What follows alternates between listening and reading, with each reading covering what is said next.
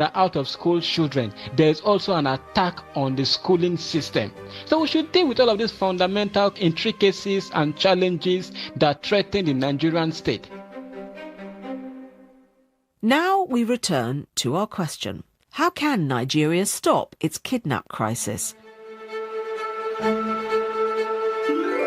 The country has been beset by mass abductions, especially in the north.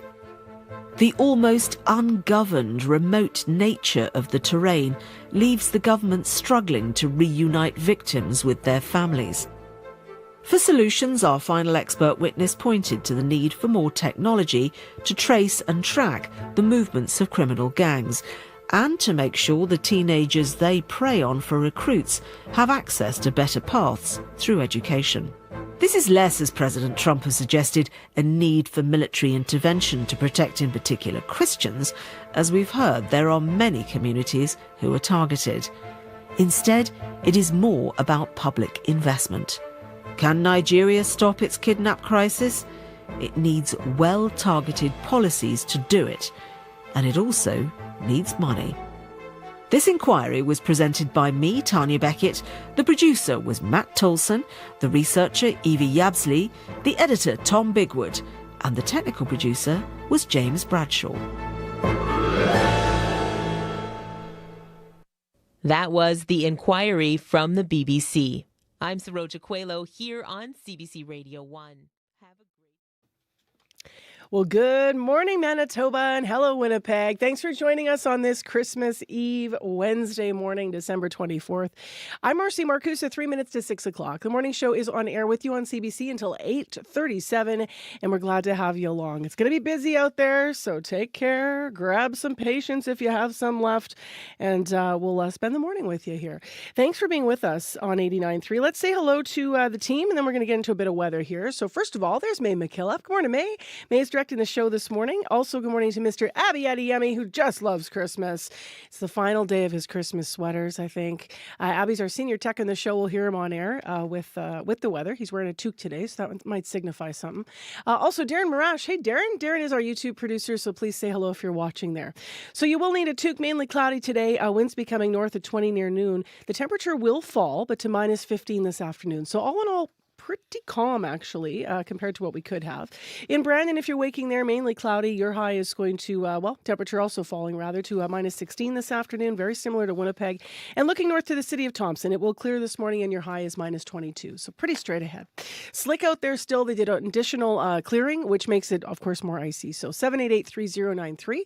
If you want to pass along any traffic advice. Let's get updated on what's happening in news. Matt Humphreys in this Christmas Eve. Good morning, Matt. Good morning. This morning we hear the latest on the search for Corbin Constant and Tasha Furland. The pair from Mississippiwistic Cree Nation have been identified, and they've been missing for a week after their truck went through the ice on Cedar Lake near Grand Rapids. Police dive teams have been able to find the truck underwater, but not the 31-year-old and 23-year-old. The latest search effort used a remote control submersible. We'll hear the latest at the bottom of the hour. All right. Thanks, Matt. Back soon. I got to watch my tone. That's a very serious story. So we wish the searchers good luck. This morning, in the first hour of the show, we're going to talk to someone who was also prompted by something serious. She lost someone to drunk driving, and so she volunteers with Operation Red Nose. We're going to talk to her right after 6 o'clock about that initiative and about what they need heading into the holiday season. Also, if you're not feeling happy these holidays, we're going to talk to someone about how to stay in good spirits even if you're not feeling particularly joyous. And honestly, that is a common sentiment at this time of year. And then at 10 to 7 this Christmas Eve, as we wind down 2025, we'll ask an economist to fill us in on trends for jobs and employment in Canada. Right now, let's get to World Report at 6. Today on Q. I'm Talia Schlanger in for Tom Power. Acclaimed director Josh Safdie is back with his new film, Marty Supreme. Do you make money at this little table tennis thing? Not yet. He'll tell you what draws him to desperate characters and why the only time he feels truly satisfied as a director is when he feels something big. Q. This morning at 10, 10:30 in Newfoundland, and on the CBC Listen app, or wherever you get your podcasts. This is World Report. Good morning, I'm Idil Musa. Australia's state of New South Wales has just passed the toughest gun laws in the country. The new laws were passed 10 days after 15 people were killed during a Hanukkah celebration at Bondi Beach. They include a ban on firearms that allow multiple shots without reloading, a limit to the number of individual gun licenses a person can own, and those licenses will need to be renewed every 2 years. New South Wales Premier Chris Minns. I want to make it clear that this isn't the end of change. We've given a commitment to that. We're currently looking at other areas of the law that are urgently required to confront hate speech. The state has also passed new laws giving police more powers to restrict protests for up to 3 months after a terror attack is declared. Several groups say they will be filing a constitutional challenge to those laws. A strong winter storm is beginning to drench parts of Southern California.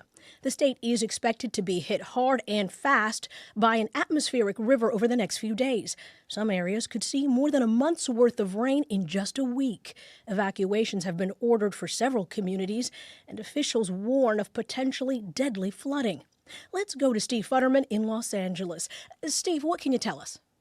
Well, I can tell you the rain is coming down right now. I'm standing in the middle of it, and it's going to be going on throughout the day and into tomorrow. It's going to be a very, very powerful storm, dropping lots of rain. In some areas, more than 250 millimeters. Take a listen to the LA Mayor, Karen Bass. This is her warning. I ask all Angelenos to take this one seriously during this holiday week. Ariel Cohen is the meteorologist for the U.S. Weather Service here in Southern California. This is what he has to say about this storm. This is the type of storm system that affects the area approximately every 5 to 10 years or so. There will almost certainly be numerous rock slides and mudslides, along with areas of severe flooding. And one person who lives in the mudslide area had this to say, joking a bit, but he's concerned. Well, we just built the Ark, and it's right back there. You know, in all seriousness, you've got to worry about what, the what if there is a mudslide in the area. That's going to be catastrophic for anybody.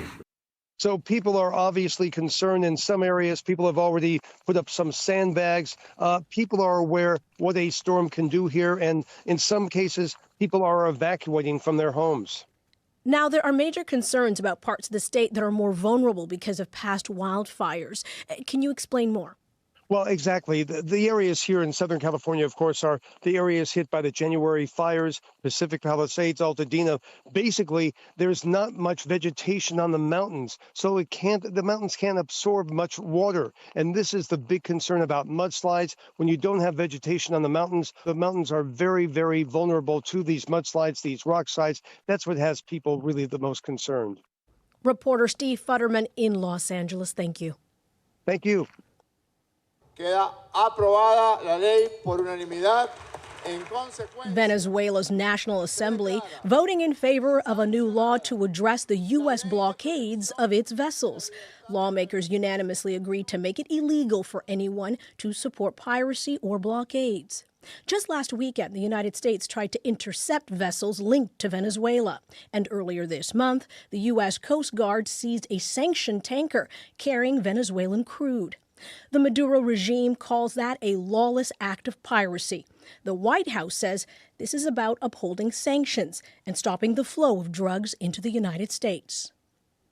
3 people have been killed by another explosion in Moscow, the second bombing in that city this week. Investigators say 2 of the victims were traffic officers. They were approaching a suspicious individual near a police car when an explosive device was detonated. The officers and another person nearby later died of their injuries. Earlier this week, a car bomb killed a senior Russian general. Moscow said that it suspects Ukraine in that instance. Kyiv has not taken responsibility. A family in Saskatchewan is grieving the death of their 11-year-old boy. He died from carbon monoxide poisoning just as the family was settling into their new home. They had moved from Newfoundland to Regina to fulfill their son's soccer dreams. Laura Sharpaletti spoke to the boy's devastated mother. I didn't want to leave him, but they started working on him. Someone came up to me and said that my son was dead. When Morena Hills returned home from work last Friday, she found her husband and son unresponsive. She pulled young Henry Lasco into the hallway and screamed for help. A neighbor rushed to her side. I said, here, to keep doing compressions, I got to go back in and get my husband. I got to get Sergio. And she said, no, don't go in there. But I was able to drag him out of there with all my might. First responders arrived and began working on her husband. He's now in stable condition in hospital. Regina Fire Chief Lane Jackson says mechanical work was being done in the building and a piece of service equipment may have been the carbon monoxide source. Firefighters, along with gas inspectors, were able to isolate it, shut it down. The family moved to Regina partly for an elite competitive soccer program. Henry was a gifted athlete with dreams of competing in the Olympics. He was very good. He brought the team many gold wins. The St. John Soccer Association, where Henry played before moving, says he was a force to be reckoned with on the field with a heart of gold. CBC has reached out to the owner of the building but did not receive a response. Police say the investigation is ongoing. Meanwhile, Hills mourns her son, who she calls her best friend. Laura Sharp-Liddy, CBC News, Regina. The future of a $29 million border security team in Alberta is unclear. The patrol was introduced a year ago. It's supposed to intercept illegal border crossers as well as firearms and drug smuggling. But as Andrew Jeffrey reports, the Premier is signaling it may not be needed. After Alberta made a $29 million investment into border security, Premier Danielle Smith said earlier this month that Coots, the site of Alberta's busiest border crossing, isn't the hotbed of activity they suspected. What we learned from that is that the border at Coots is not the huge traffic or transit route for either human smuggling or drug smuggling or trafficking, or even people sneaking across the border either way. Last winter, after Donald Trump was elected to his second term in the White House, Alberta announced a border security plan. Its team includes roughly 51 officers patrolling southern Alberta. The province has said it would consider redeploying the team, and Coots Mayor Scott McCumber says that could be a good decision. He's a former CBSA officer and says he'd expect most illicit activity to go around rather than through Coots. Well, I think that's smart because, you've got to go where the action is. Jim Ross, a rancher 5 kilometers north of the border, is glad Alberta stepped in. He says federal enforcement wasn't doing much a year ago, but he's unsure how much Alberta's team has accomplished since then. I'm pretty sure they've stopped some people, but I have got no personal knowledge of it. The province says its team apprehended 5 suspected illegal border crossings since launching this year. Andrew Jeffrey, CBC News, Calgary. For the first time, the artwork of Sveva Kaitani is being displayed in her home country, Italy. She was the daughter of a renowned anti-fascist nobleman who fled to Canada in the 1930s, and she spent much of her life in seclusion in Vernon, BC. Megan Williams has more on the exhibit. We're in hell right now. Leisha Rosno moves past large, bright, and intense watercolors. Modernist depictions of Dante Alighieri's Inferno, all painted by the late Italian-Canadian artist Sveva Kaitani. This is her mother and father. Rosno, who heads the Kaitani Cultural Centre in Vernon, BC, says the artist spent 25 years in isolation with her mother before re-emerging in her mid-40s to paint her life's journey. She's still sadly not very well known in Canada, and her body of artwork is just astonishing. For the first time, that astonishing work, Recapitulation, 47 large paintings inspired by Dante's poem The Divine Comedy, is on display in Italy, here at Rome's Maxi Museum.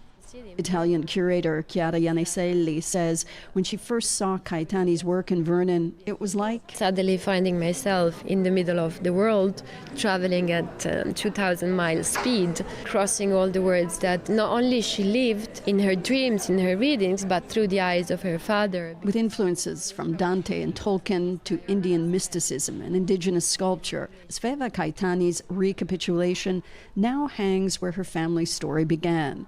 A journey of exile that, at last, has come full circle. Megan Williams, CBC News, Rome. And that is the latest national and international news from World Report. I'm Idil Musa. This is CBC News.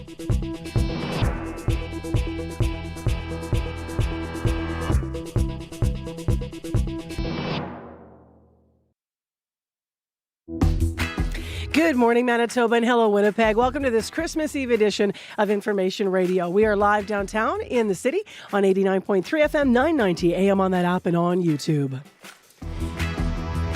That's a light snow falling up in the Paw. It is cloudy and -9 here in Winnipeg. Pretty calm, nice start to Christmas Eve.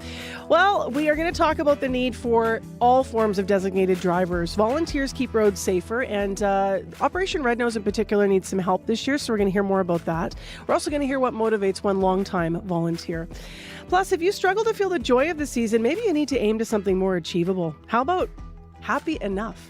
We're going to talk a little bit about that. And as we wind down 2025, we're going to talk to an economist about the trends for jobs and employment in this country for the new year. Now, that interview is coming up at 10 to 7. Just to remind you, we did add jobs in Manitoba, several thousand in the last numbers, and Canada's unemployment rate did drop slightly last month. So we're going to look at what the latest numbers say heading into 2026. Right now, speaking of news, let's get to Matt Humphrey, who's here with headlines. Good morning. The search continues for a pair of missing people whose truck went through the ice. 31-year-old Corbin Constant and 23-year-old Tasha Furland have been identified. Last week, their truck went down on Cedar Lake near Grand Rapids.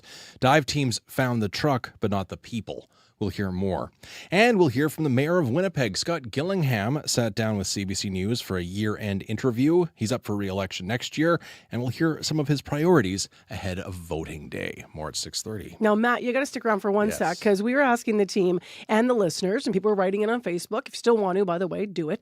But we were asking, what if nothing else, like what one thing do you have to see or do or be part of that really makes this season for you? Yeah, don't know why, but for some reason, I just me personally, I have to watch the Little Drummer Boy music video with Bing Crosby and David Bowie.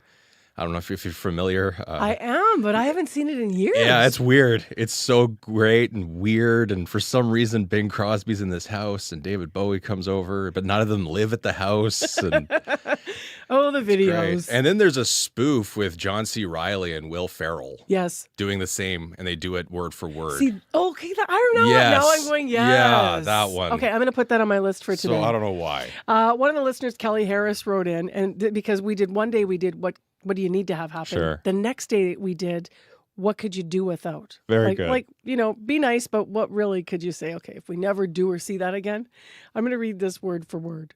Kelly Harris wrote, "That elf can take a flying leap off the shelf and not come back."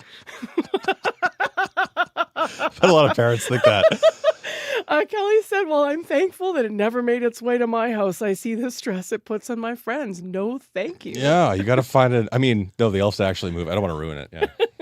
They're sneaky, those elves. They're sneaky, but Kelly's had it with them. All right. Thank you, Matt. Thank you. Matt's back at 6:30 with next news. It's time for the Christmas Eve forecast. Good morning, Abby Yummy, my friend. Good morning, Marcy. We're looking at another bone-chilling Wednesday as those Arctic ridge settles over parts of northern Manitoba this morning, still bringing dangerous wind chills towards some areas as we see steady freezing temperatures hold in that part of the province. We're seeing this freezing conditions still grip Tuduli Lake and surrounding communities where we have the cold spots in the province at this time. We're looking at temperatures in the range of -31 actual temperatures and the wind chill close to -46 in that region. And that's why we still have that extreme yellow cold warning with life-threatening wind chills of about -45 in that area. So please take care of yourself if you are heading out and about around Tuduli Lake and surrounding communities. While in the south, we're seeing temperatures fall with cloudy conditions. Most of the regions in the south, we're seeing temperatures between -9 and -12. But as you get towards Victoria Beach and towards Dauphin, you're going to see temperatures around -17. Temperatures will be falling steady to -15 in most of the areas today. But Winnipeg right now, we are at -9, and our temperature will get to -15 by the afternoon period with some breezy winds from the north. All right, let's get into the traffic situation, which is important today. So first of all, they scraped, trying to keep up with sanding, but it's really slick in the city of Winnipeg. So just pay attention to that, obviously. As far as the highways, Highway 1 east out of Winnipeg toward the White Shells, partly covered with conditions and partly snow covered. And Highway 10 through Riding Mountain North is also partly snow covered. So pretty standard start to the morning here, which is good because it's going to be busy on the roadways. But please call us with any updates at 204-788-3093.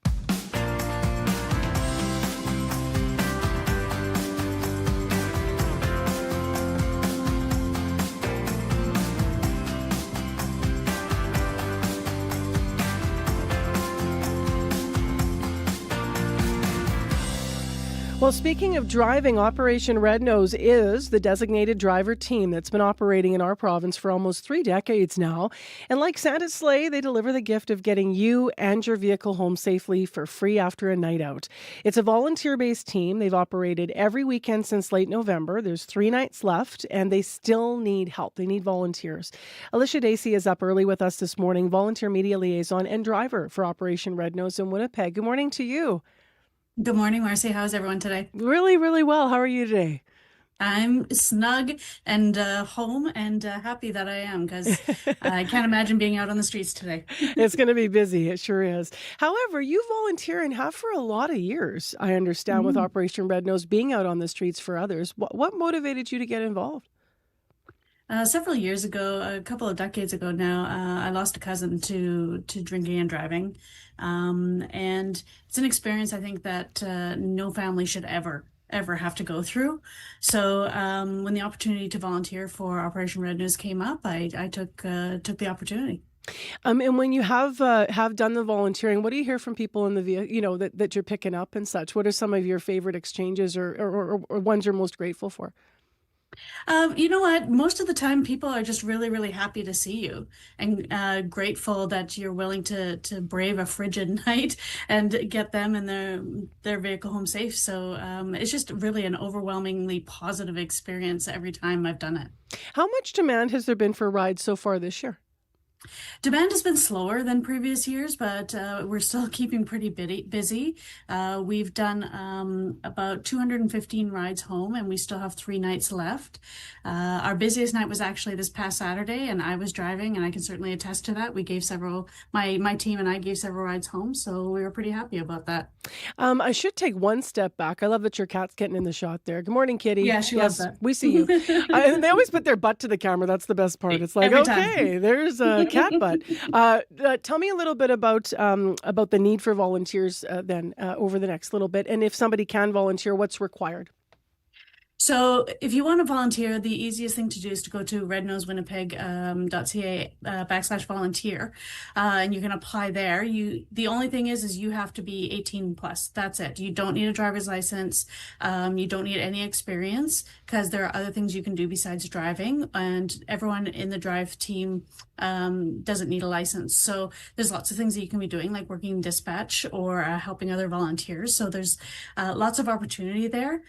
We do still need drivers and other volunteers. We have 3 nights remaining, including this Friday and Saturday, so Boxing Day and the 27th. And then, of course, we're out New Year's Eve. That's always our busiest night, and that's where we're actually seeing a real lack of volunteers at the moment. So I'm hopeful that Winnipeggers can sign up and help us out, because we're short about 50 volunteers for that night. About 50.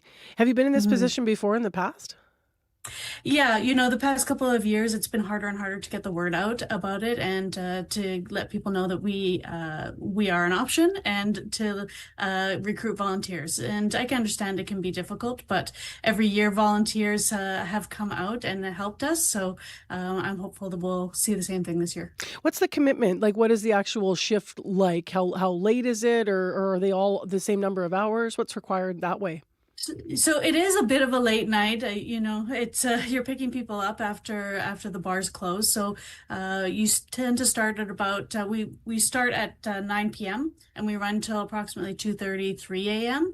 So it can be a little bit daunting, but honestly, I've done it for several years, and it's a lot of fun. You stay awake, and you get to meet some really, really great people. In terms of people signing up and joining, obviously you said they can get all the information on the website, and they don't have to have a license. For those 50 positions, do you actually need drivers, or do you need them to fill those other positions as you mentioned, or is it everything? We need everything. So, we definitely need drivers, don't get me wrong, but we need navigators. So these people are passengers, and they help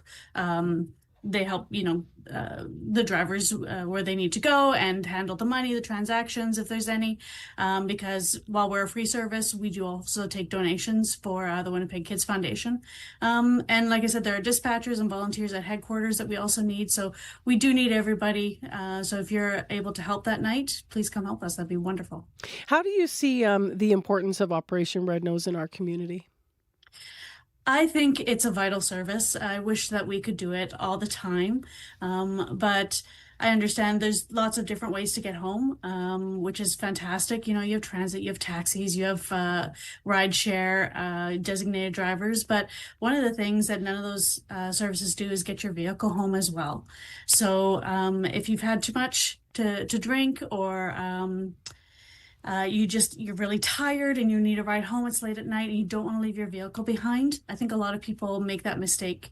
You know, I've only had a couple. I don't want to leave my car behind wherever I am. So I'm just going to get behind the wheel, and then tragedy happens. So we will take you home. We'll take your vehicle home. You will get home safely. And it's such an easy thing to do in my mind. Thank you very much, Alicia. Merry Christmas, Anytime. Happy Holidays, and thank you so much for being with us on Christmas Eve. I hope that all those volunteers come up for you. Thank you so much for having me, Marcy. Take care. Yeah, you take care too. And to her cat as well with the cameo. Alicia Dacey, volunteer media liaison and driver for Operation Red Nose Winnipeg. They need help. They need 50 more people at least. So if you can help, if you're thinking, oh, you know what, I can't the next couple of days, but maybe New Year's Eve this year. More information can be found on their website. It is, as she mentioned, rednosewinnipeg.ca. Ho, ho, ho! Santa here with an invitation to call me on Radio Noon. The reindeer and I will swing by on December 24th to take your calls. Boys and girls, let me know if you're ready for Christmas. Baking cookies, creating decorations, putting them on the tree, and have your wish list ready. That's December 24th on CBC Radio Noon. It is 6:22 a.m., so that's on noon today. Santa's going to be coming by Radio Noon, so get ready. Call in. You're already off school. You've got some time. Mom and Dad, if you have to dial, then you can help out. If you want to leave a message for Santa, if you get busy later and you want to do that even now, if you're up early, 788-3797, I believe, is the listener line for Radio Noon. Well, next, wishing someone happy holidays is a normal part of the season. I just did that with my first guest. But with the added stress that comes with entertaining family, rushing around buying last-minute gifts, or maybe if you have some loneliness and grief in your life, this is not always the most wonderful time of the year. In fact, it can be pretty difficult. Jennifer Moss is with us to modify our expectations on Christmas Eve morning. She says we should aim for happy enough. She's an author and well-being expert. Good morning. Good morning. So how much do you love or loathe when people then say happy holidays? Does it feel like pressure? So for some, it does. For me, I love this time of the year, so I have to make sure that I'm being respectful to other people that aren't, because this year's really challenging for a lot of Canadians who are coming into this holiday season already stretched thin. There was this poll that came out by Angus Reid, and it showed that holiday-related stress and financial anxiety are just higher this year than last, and that was an increase last year from the year before. So there's just this national, I think, tenor that people are feeling, and then you come into this season and you're already at this different emotional baseline, but then happiness is a peak emotion. It's not something that we can just turn on because the calendar tells us. So there's this pressure that you turn on that switch. You're supposed to be merry and joyful, but you could be carrying a lot of real stress and grief, exhaustion, and that mismatch actually often turns into self-judgment. So that's something that we need to be really aware of, that's how people are feeling. So obviously the answer is not cheer up. That is probably the opposite of the answer. But what might you suggest how someone might handle that if they're listening this morning and they're like, okay, happy enough. So how small are we talking? What do we actually mean by that? One of the things that, when you're in a situation like a therapeutic situation for someone, for example, a therapist would suggest if you're dealing with depression or anxiety, it's about small goals. Sometimes for people, it's even just getting out of bed, having a shower and celebrating those wins. That actually creates this cognitive hope, which is what we need right now. The subconscious sense of, I can achieve small things. And then after I do that, then I can achieve, bigger things. And so when we're talking small, it's very small, and that's on purpose because we don't want to add pressure. It might be just a few minutes of outdoor daylight in the morning. A lot of us are kind of self-isolating. We know a lot of people are sort of in this hermit mode. And we need to try to bundle up and get that fresh air, have moments of awe. Maybe it's just actually taking it in, the beauty of the snow and the beauty of the environment, instead of thinking, oh, it's so cold, it's so, it's so awful out. We want to take a moment to actually look at it for even a couple minutes and see the beauty in it. Having one honest conversation with someone about how you're feeling, when you label it and you name it, that allows us to tame it. Giving ourselves permission to rest without explaining it. It's all really just micro moments to give us back some agency. Part of the reason the call-in yesterday actually on Radio Noon was about grief was for exactly this reason. How often do people fake it? Fake being happy? Actually, there's this really interesting study that came out that found out that 7 out of 10 people pretend to be happier than they really are during the season. So we feel like we're so isolated if we're feeling like we're not happy and we're supposed to be. But if you talked about it, and if we were more comfortable talking about it, we realize that the majority of people actually feel that sense of stress. And what happens when we do label it, when we do say, I'm not doing well, and we manage that and communicate that with others, it actually makes us happier. So identifying being unhappy will make us happier. In terms of generosity, how does that help, especially when volunteering sometimes can feel, sometimes it can feel stressful in itself, like just one more thing, for example? We are in a time right now where there's even higher expectations to perform, to host, to wrap our gifts even, in a nicer way. Like here's a video for you to wrap your present. It's going to take you 3 hours. I know. What to wrap happened? a single Okay. And what happened to the gift bag being okay? Like that was an innovation that saved all of us. And now all of a sudden we're like measuring the tape to be a certain, like there's something, I don't know.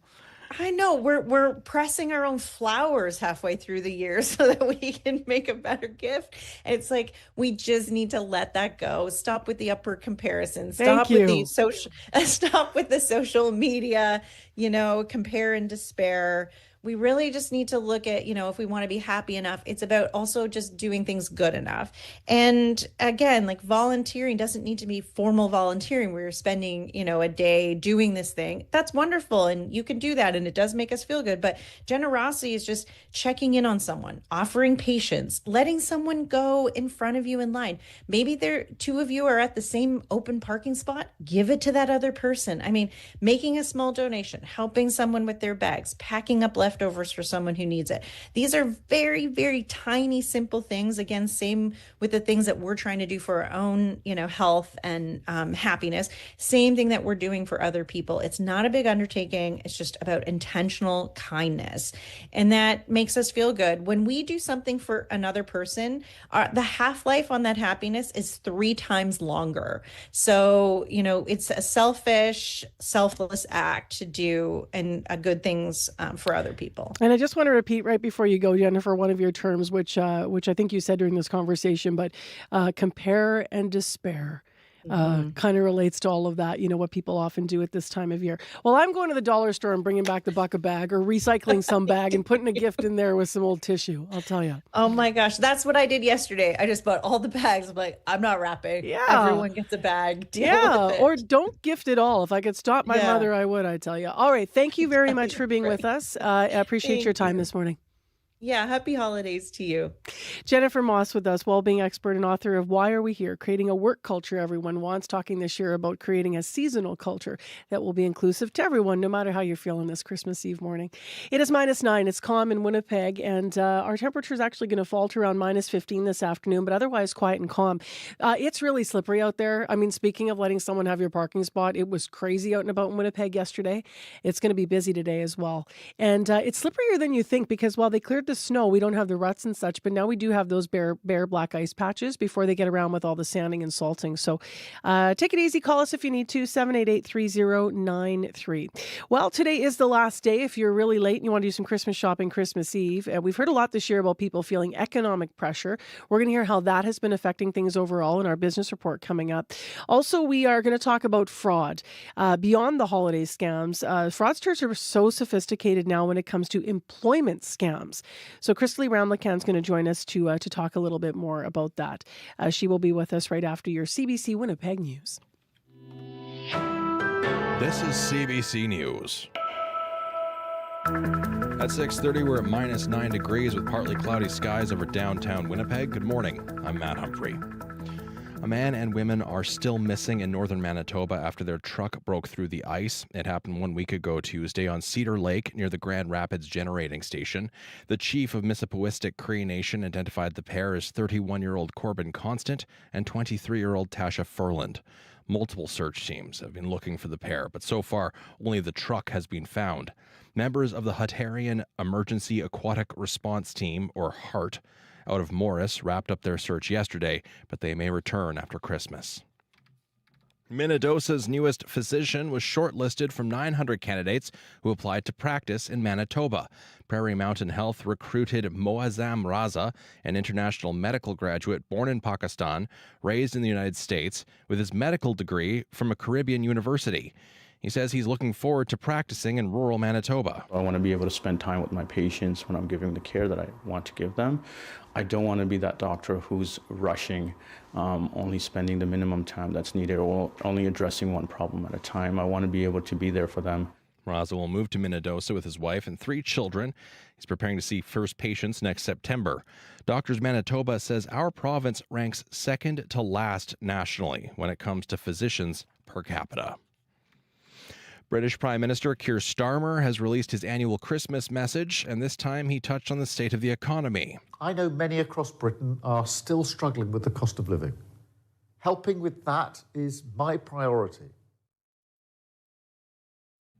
Last year, Starmer spoke about the war in the Middle East, but this latest Christmas message avoids international affairs.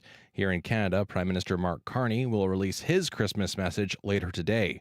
Yesterday, he released a separate message to Canadian armed service members who are spending Christmas away from home. Our sovereignty and our security are not guaranteed. They're defended by you every single day. And in a more dangerous and divided world, we are ever more grateful for your service and your sacrifice. More than 3,000 Canadian service members are deployed outside the country. The U.S. Supreme Court has rejected President Trump's plan to deploy U.S. National Guard troops in Chicago. The top court delivered an order that said the president could only send the troops in exceptional circumstances. Steve Futterman explains. It was a rare Supreme Court defeat for Donald Trump. The court, in a 6-3 decision, allowed a lower court ruling to stand, preventing National Guard troops from being deployed in Chicago. For months, Chicago and the Trump administration had been in a high-profile battle. In October, Attorney General Pam Bondi attacked lawmakers who were trying to stop troops from being sent to the Windy City. I wish you loved Chicago as much as you hate President Trump. Mayor Brandon Johnson welcomed the decision. He has repeatedly said that the courts were likely the city's final hope. The courts are still a check, maybe our only check. Maybe our only check on this out-of-control administration. The ruling by the High Court is the first time it's weighed in on the Trump administration's deployment of the National Guard in a number of American cities. The court said at this stage, the Trump administration has failed to identify what authority would allow it to deploy the troops. Steve Futterman, CBC News, Los Angeles. And finally, Winnipeg voters will decide next year whether Scott Gillingham deserves a second term as mayor. Gillingham has already declared his intention to run again. In a year-end interview with the CBC, Gillingham says his first term was about tackling long-delayed problems at City Hall. I think there's a lot of really good progress that we have made in this term, but there's so much more work to do. And I want to really commend council. There's some big issues that we tackled this term that I think were issues that were kicked down the road. Gillingham says it was the right decision to overhaul the Winnipeg Transit network, although he's unhappy with how many adjustments need to be made. He says his priorities before the 2026 election include securing funding for the final phase of upgrades at the North End sewage treatment plant and advancing a 4th emergency response for mental health calls. And you can read more from our year-end interview with Scott Gillingham on our website, cbc.ca/Manitoba. All right, thanks, Matt. Back soon. Matt is back with more news and news anytime at cbc.ca, as he mentioned, /Manitoba. All right, let's get into the Christmas Eve regional forecast with Abby. Yeah, Marcy, extreme cold still the big story for the north this morning, while the rest of the south, we're going to be seeing cloudy conditions and temperatures will hold steady near -15, -16. But for folks around the Tuduli Lake region and surrounding areas, we're seeing that yellow alert still in effect there. We're talking about wind chills in the values of -45, which means frostbite in minutes and exposed skin. And we're looking at actual temperatures in those regions at around minus 30s and minus 31s this morning. Winnipeg, we are at minus 9, cloudy outside. Temperatures will hover near minus 10 this morning before falling to minus 15 by the afternoon period as those breezy south winds shift to come out of the north later. Similar conditions we're seeing in the Pembina Valley region, minus 9 at this time. Brandon, minus 12. The Parkland region is seeing cold, minus 17. Heading to minus 16 later. Gimley's at minus 15, holding steady there. Looking at conditions in the powerfully influenced surrounding communities, you're waking up to minus 20. There's a slim chance of flurries. And of course, this afternoon, you're going to hold your temperature steady around minus 20. Also, for Thompson, minus 24. Light breeze making it kind of feel chilly this morning, around minus 36. That's the wind chill. And for Tuduli Lake, we're looking at minus 30 there. Churchill, minus 30. Wind chill feels like minus 44. Winnipeg, we are at minus 9. All right. Thanks, Abby. Thank you. Let's get into the conditions if you're out and about today. Slick in Winnipeg and on the highways, partly covered with snow on Highway 1 east of Winnipeg toward the White Shell and Highway 10 through Riding Mountain North especially. Check 511 on the highways if you're traveling today and call us if you need to on the commute to pass something along. 788-3093. It's time for business news at 6:36 a.m. with Crystalie Ramlakan, who's here live on Zoom. Good morning. Hey, good morning, Marcy. So it is the last day, Christmas Eve, if you want to get out there and Christmas shop. How is economic pressure affecting things? Well, Canadians actually appear to be spending more this holiday season. Preliminary data from Visa shows retail spending is up 4.4% compared to last year. And while the report doesn't adjust for inflation, it does show another interesting trend. It says 88% of holiday spending happened in store, while 12% came from online shopping. I was kind of surprised to see that, so many people were shopping in person. However, though, of course, e-commerce spending continues to grow with all of those extended online promotions that we see splashed all over our social media, for example, and as consumers seek more convenience. Canadians are spending more on clothing and accessories this year, and health and personal care items are also seeing an increase in sales. And Visa says consumers are more intentional and informed while stretching their discretionary spending, though, with artificial intelligence shaping how people are discovering products and comparing prices. Let's go to another story. We do hear a lot about fraud at this time of the year. I had a whole interview about it yesterday. But today you're looking at fraudsters and employment scams. In what way? Yeah, so scammers are tailoring their tactics to specific cultural expectations, economic pressures, and industry trends on LinkedIn. So the Microsoft-owned professional networking platform identified and removed more than 80 million fake accounts in the second half of last year. So for example, in India, tech jobs are used as bait because the industry already employs millions of people there. In Kenya, the recruitment industry is largely unorganized, so scammers leverage fake personal referrals. In Mexico, bad actors capitalize on the informal nature of the job economy by advertising fake formal roles that carry a promise of security. And in Nigeria, scammers are often managed to get LinkedIn users to share their login credentials with the lure of paid work amid an unemployment crisis. And here in North America, job scam texts are very popular. I personally have received so many of them on my phone. And, human resources experts believe the trend is likely to grow given the desperation among workers with a rise in layoffs globally. So for more on this, here's CC Powell, who is with Clear HR Consulting in Vancouver. If it looks too good to be true, it's probably too good to be true. If you get reached out to by an employer, go do your due diligence, hang up the phone, or go look up their website, and you reach out to them directly, to their HR people or their career site, and see what jobs are available, as opposed to relying on the random stranger contacting you. Now, LinkedIn says it has built features to try to help members identify trusted opportunities, including verification badges on job postings and recruiter profiles, which confirm details like company affiliation or verified identity. And finally, Netflix continues to really lean into the holiday spirit in the season, hey? Yes, that's right. So the streaming giant has more holiday content than ever.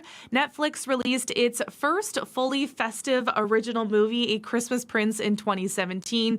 And now it has dozens of holiday movies, including 2 additional Christmas Prince installments. Last year's hit, Hot Frosty, was even Netflix's #1 movie for a bit. And seasonal content has been shoulder to shoulder with regular shows for most watched this year.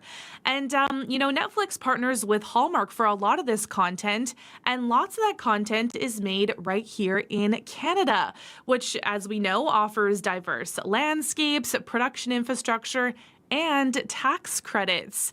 So more than half of Hallmark's holiday movies are produced right here in Canada. The federal government offers a tax rebate of up to 25% for wages paid to local talent, but the credits can only be claimed in full if the actors are Canadian passport holders. So, maybe that's why we see so much of our Canadian talent in those holiday movies. And a lot here in Winnipeg. We had a story on earlier this week. We always check every year, and it's one of those industries that, despite COVID, has just stayed strong in Winnipeg. So many movies shot here.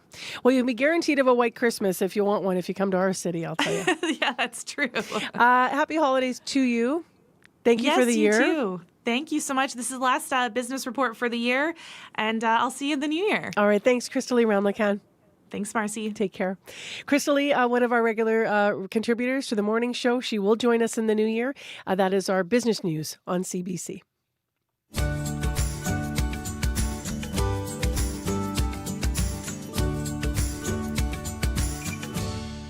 Well, 6:41 a.m. is the time right now. I just want to allude to a couple things coming up. So at 10 to 7 this morning, so we're still going to have this conversation. Crystalie was talking about employment. We're going to talk to an economist to fill us in on trends for jobs and employment in this country for the new year. And we're also going to look at where Manitoba is at the end of the year here with the unemployment rate. So that is coming up just in minutes. And then a little bit later, we have this lovely story. It's just you can't really fake these things, right? If you could make up a nice story for Christmas Eve, this would be it. A Winnipeg resident posted on Facebook that he thought he'd try something different. He's invited strangers to his house for a Christmas dinner. And he basically said, are you lonely? Are you finding it tough? I want to open up my house and let's eat. And so he's doing that. And he's having dinner with 7 strangers. And we're going to talk to him. That's in the next hour of the show about what motivated him to do this and also about the response to the shout out he put on social media. So stay tuned. He will join us in the next hour. Right now, though, we indulge ourselves once a year. We are here for you, Manitoba, but we are also here as a team of colleagues, right? In Studio 15, live in downtown Winnipeg here at CBC. And so this morning, Darren Marash and May McKillop and Abby Adiemi and myself, Marcy Marcusa, all together to put the show on. So here's the indulgence. We've all picked a song that we want to play on this Christmas Eve morning. And so Abby and I are going to start with ours. Abby, you're a big Christmas guy. You're right. So tell me why this season means so much to you. You're also a religious man. We've talked before on the air. What are you thinking about like today, Christmas Eve? The joy, the peace. This is like one of those periods of the year where people look forward to coming together to spend time together. You'd find out a lot of people stay in the city together. They stay in this Winnipeg, but they never see each other till like probably the Christmas period. People wait till Christmas period to get together, and it means a lot. So, when I try to look at, the significance of this period, not just the religious part, you find out people just tell you, you get to hear that saying, I hope I don't wait till next Christmas before I see you again. Yeah. You always hear that. So there's something about the season, not just the religious part, but just that communal, the gathering, the getting together, the love that people come together to share the food and even memories. Yeah. Yeah. So, and there's always like something you remember from last Christmas. When it comes to memories, that's going to lead me into my song. And actually, religion kind of spins into this, so I'm not particularly active religiously now. I grew up Catholic. And so when I would go to St. Vladimir and Olga Church when I was a little girl out on McGregor, because my family came from the North End, my grandparents lived on Dufferin Avenue. My mom grew up down there. So that was always the church that we went to. And so before we moved to a different one in when I was in my later years. But when I was a little kid, we'd always be in St. Vlad and Olga, and you'd look up and you'd see these painted angels all on the ceiling. I mean, it's really quite a space. But one of the things that I always loved was the singing there. The piece of music I've chosen this morning was born out of that church in Winnipeg.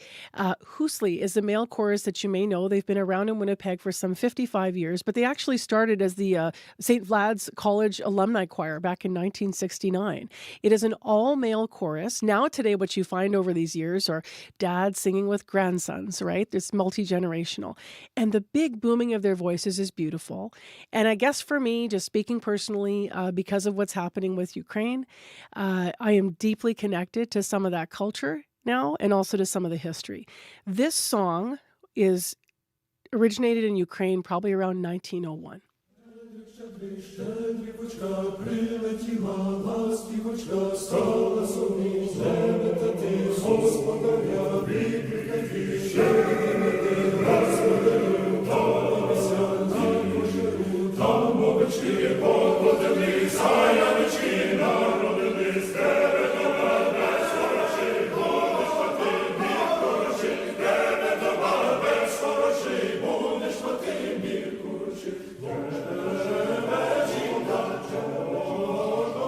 So we, of course, you may know, are listening to Carol of the Bells. This is Hoosley's version of that Ukrainian-originated carol. It's been done many times over these many, many years. But for me, Abby, this continues to be one of my absolute favorites. And I cannot help becoming a 5-year-old girl again and thinking about my Dito and just all of the people around me who brought that culture into my life. So I always love hearing this. Carol of the Bells always hitting me. Any version I hear always takes me into that mode. What have you chosen this morning? Well, I'm picking something that comes magical because, you know, when Santa wants to make his reindeers fly, he's always shaking the jingles and, you know, the jingles around him just makes them fly off. And I picked more like a classic, nostalgic boogie-woogie, let's see, a swing cocktail, I'll call it, because I remember Bing Crosby did that version, and then I had Michael Bublé's version. Normally you hear Christmas songs and they're more like mellow and they have like almost the same feel, but then Michael Bublé's version just came with the Papini sisters and it's more like that silk baritone voice, and then the sisters just added another flavor to the song. So have y'all guessed what Abby's talking about? He is talking about Michael Bublé and those Papinis and their version of Jingle Bells, which Merry is Christmas, pure joy. Merry Christmas, Mr. Bublé. Listen to the Are you ready scatting. to sing a little Jingle Bells? Yes, we are, Michael. Sing it. Jingle bells, jingle all the way. Oh, what fun it is to ride in a one-horse open sleigh. Jingle bells, jingle all the way. Oh, what fun it is to ride in a one-horse open sleigh. Dashing through the snow in a one-horse open sleigh. Over the fields we go, laughing all the way. Bells on bobtail ring, making spirits bright. What fun it is to ride and sing a sleighing song tonight. Jingle bells, just jingle bells, jingle all the way. Oh, what fun it is to ride in a one-horse open sleigh.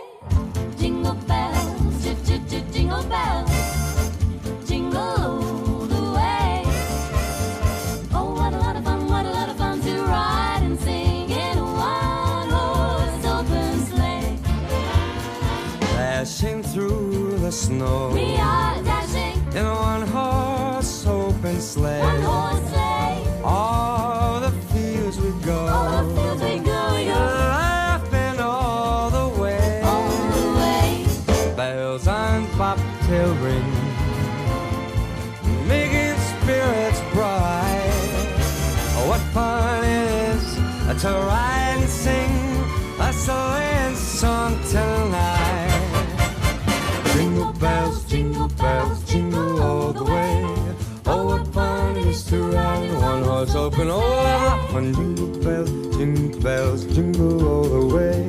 Oh, what fun it is to ride in a one horse open sleigh.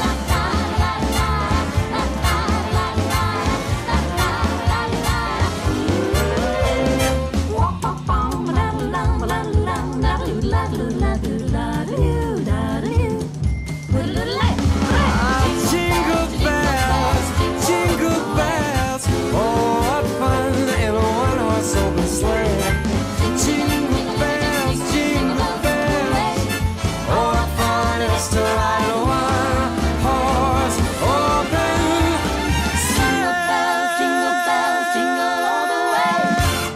Well, that was fun. It is 11 minutes now to 7 o'clock. Hope you enjoyed it. Giving you a little bit of a bright this Christmas Eve morning. Indulging ourselves just a touch with some of our holiday favorites.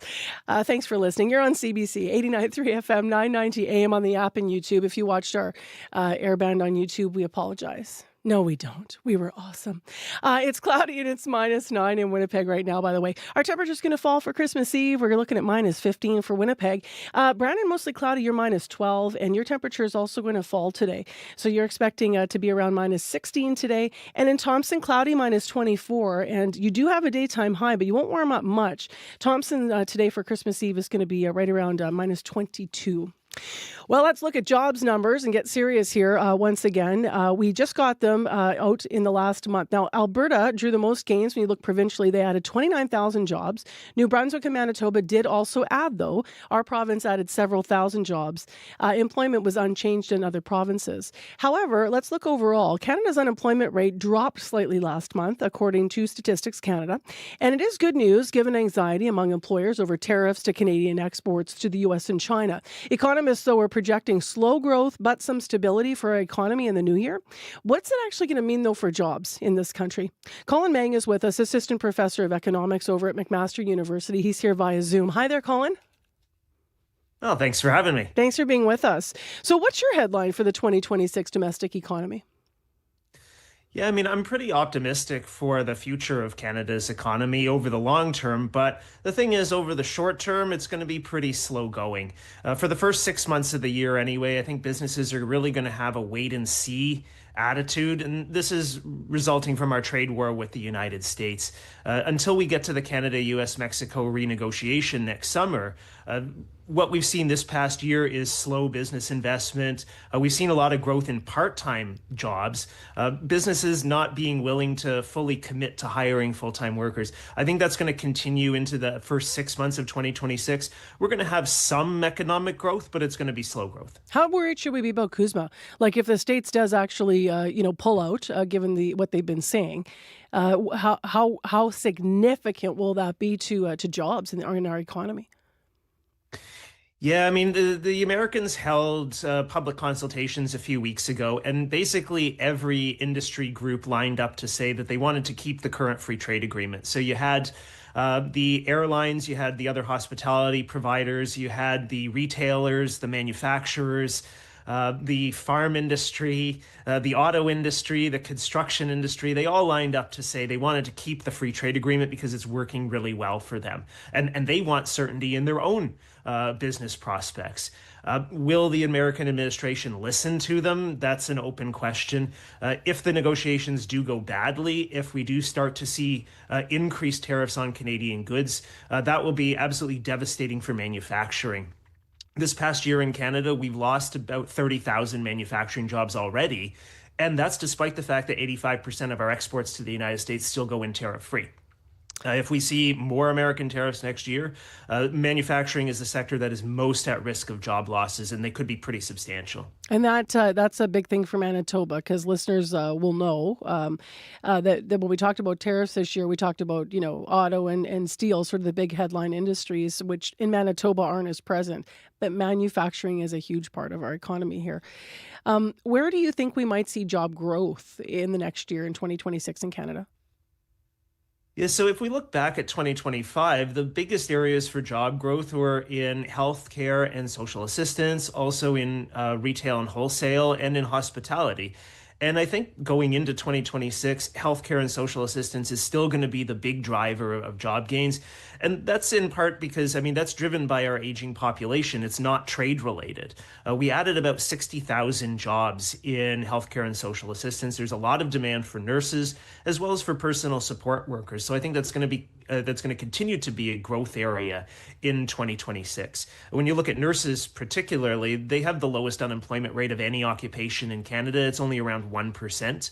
There's going to be continuing demand for healthcare services over the coming year.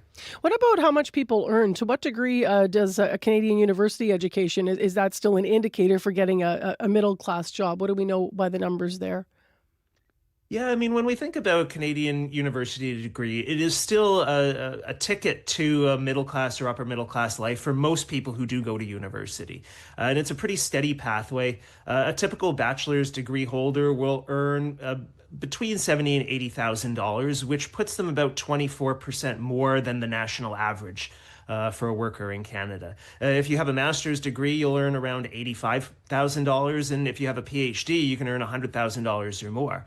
It is important to keep in mind not everyone who goes to university does get those high earning jobs, though. Around 10 to 13% of university graduates do not end up getting a job that requires a university degree. That's something we need to work on as a country, is to create more jobs for university educated people. It's a similar challenge to the United Kingdom. The United States also faces surplus of university graduates.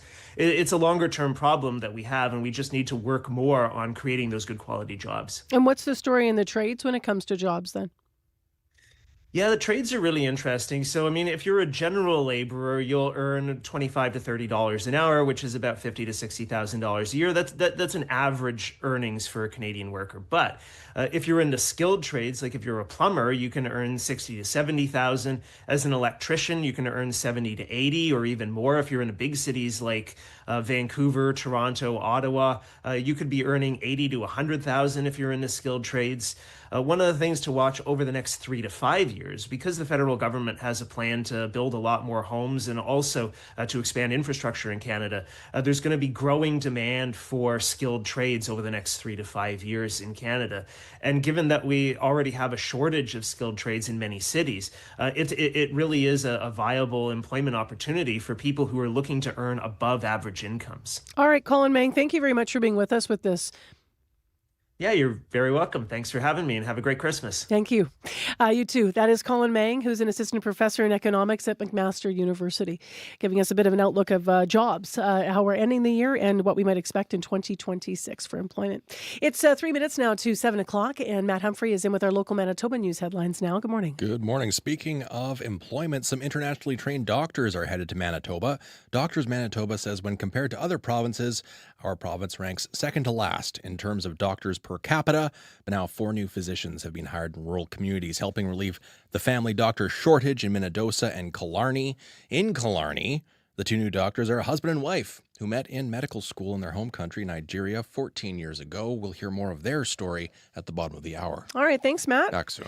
Weather-wise here, cloudy, -9. It's calm in Winnipeg. As I've been mentioning, our temperature will fall to -15 this afternoon, but winds will be calm, so pretty nice Christmas Eve day. If you're out and about tonight, mainly cloudy and low -18. Tomorrow for Christmas Day, mainly cloudy, a high of -6. So it's going to be really mild in Winnipeg for Christmas. Tuduli Lake is the opposite of mild today. I just want to mention that cold warning once again for Tuduli and areas up north around Tuduli. We're talking wind chills in the range of -45. Really slick in Winnipeg before the salt and sand goes down, so take it easy in terms of your drive out there. On the highways, some partly covered conditions. Highway 1 east of Winnipeg toward Whiteshell, Highway 10 through Riding Mountain North. Check 511 as well if you're in those rural areas and you want to find out what your drive's going to be like today. And if you want to update us on the commuter line, 788-3093. Still ahead, we are going to talk to the owner of a local restaurant about operations during the holidays and why it's important for them to stay open on Christmas Day. Years ago, with the owner that we're going to talk to, she grew up actually in a restaurant as well. They used to only be open 4 hours. Now they stay open 12 hours a day on Christmas. They say it's one of their busiest times of the year. So we'll find out more about what that looks like in Winnipeg. And if you've been a concerned Winnipeg commuter, don't worry, you are not imagining this. Despite what you might have seen, I am referring to a giant Imperial Walker. Yeah, like Star Wars Imperial Walker that's been on Jubilee Avenue. We're going to hear how this festive Star Wars Walker came to be set up on a Winnipeg lawn. That's in the next hour of the show. And then at 10 to 8 this morning, this story is absolutely lovely. Would you open up your home to strangers? Like real strangers? Like you put out a call on the internet and say, "Are you lonely? Come over." Would you do that for Christmas dinner? Well, that's happening. One Winnipegger is doing exactly that. Tomorrow he will be joined by 7 strangers who said, "Yeah, you know what? I'd like to come over." And they're going to share a meal together. We'll find out what motivated him, and we'll find out who's coming, and we'll find out all about how it came to be. So that's in the next hour of Information Radio. You're on CBC. World Report is next. It's 1 minute to 7.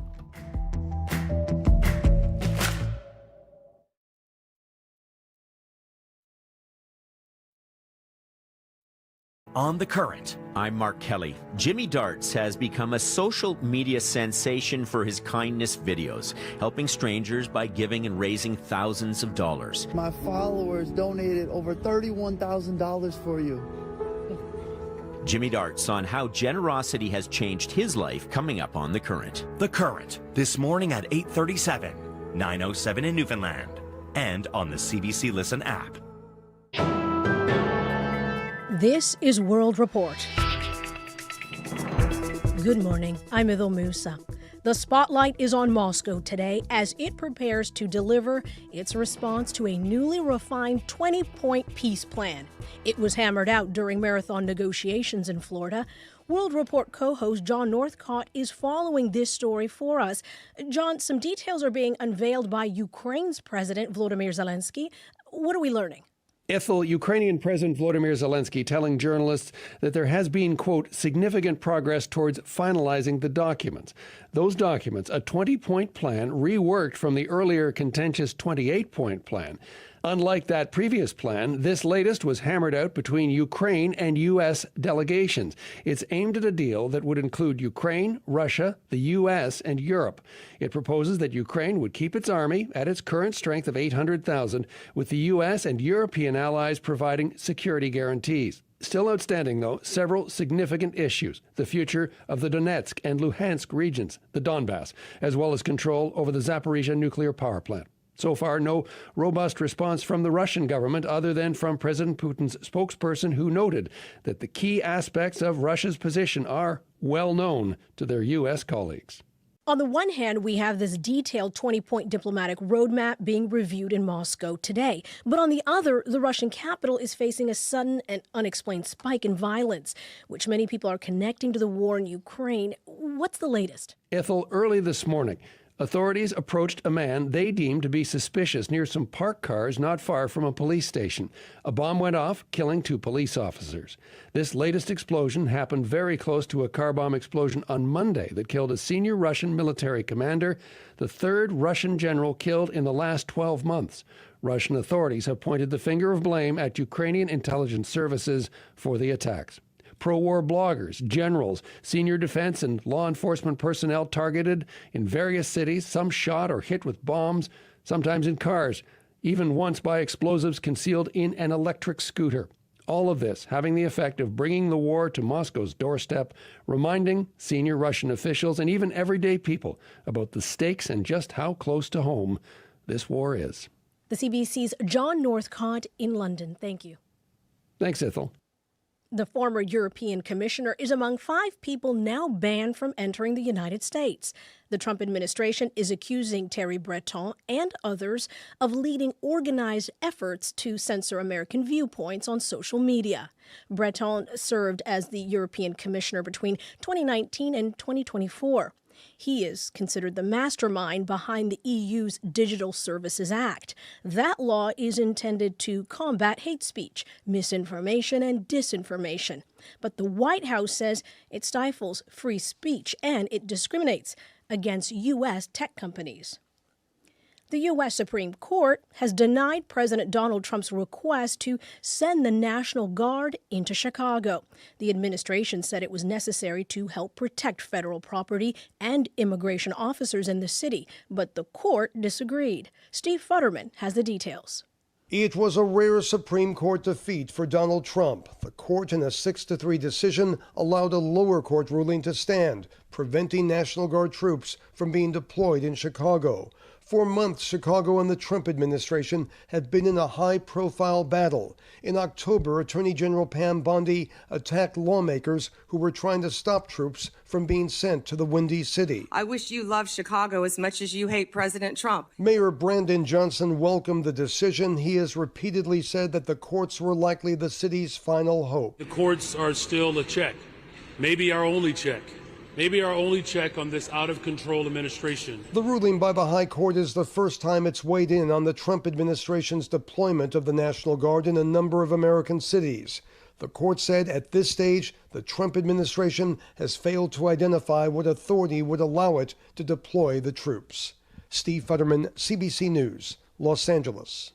Several nonprofit organizations say the Quebec government isn't living up to its obligations. The province is not giving out a second installment of grants it had previously promised. Sarah Levitt has more.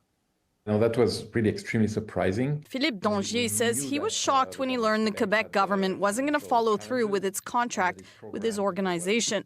The director of Montreal's Centre for International Studies and Cooperation says the decision is disheartening. The government decided it would not be providing the second installment of grant funding to 9 organizations, NGOs involved in causes like humanitarian aid. The only other government that we know has done something like that to basically interrupt projects for the most vulnerable is, the Trump administration in the US.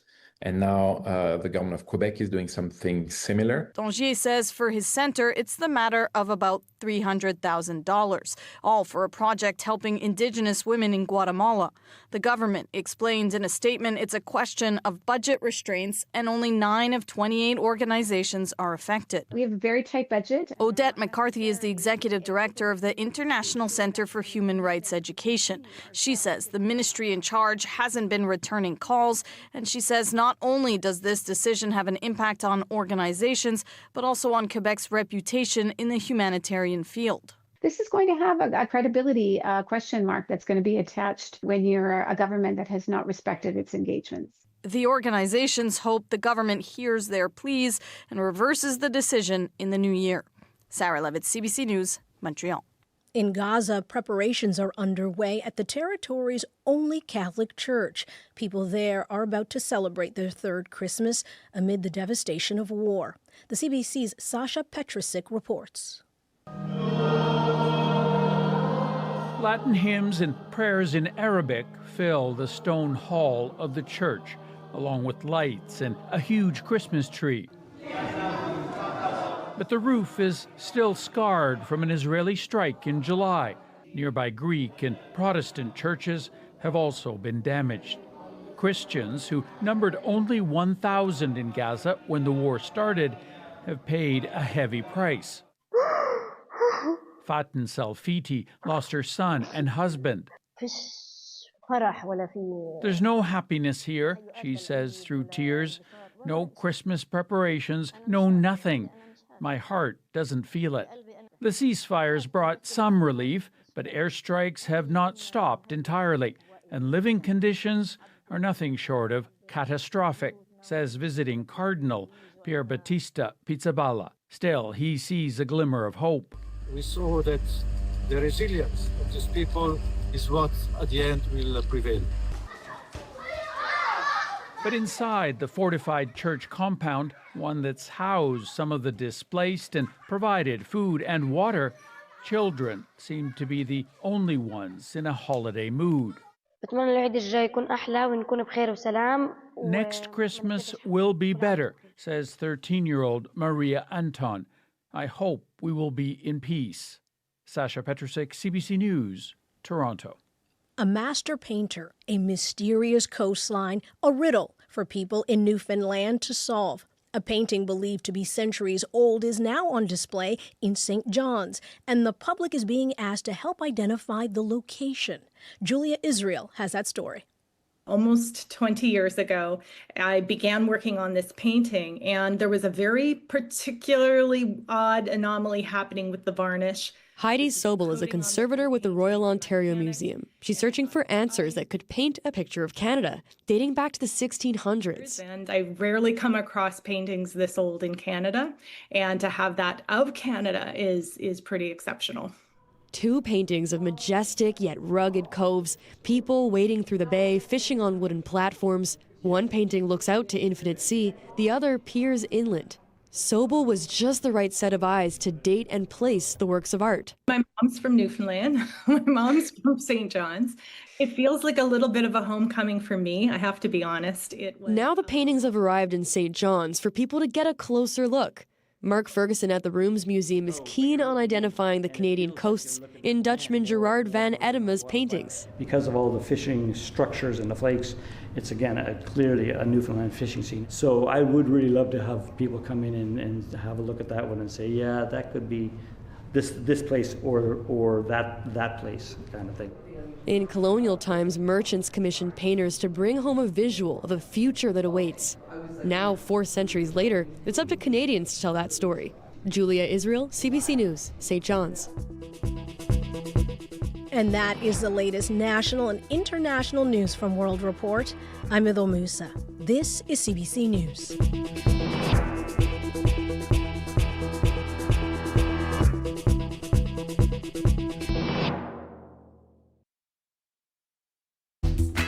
Good morning, everyone. We're going to have a calm Christmas Eve in Winnipeg temperature-wise, but the temperature is going to fall.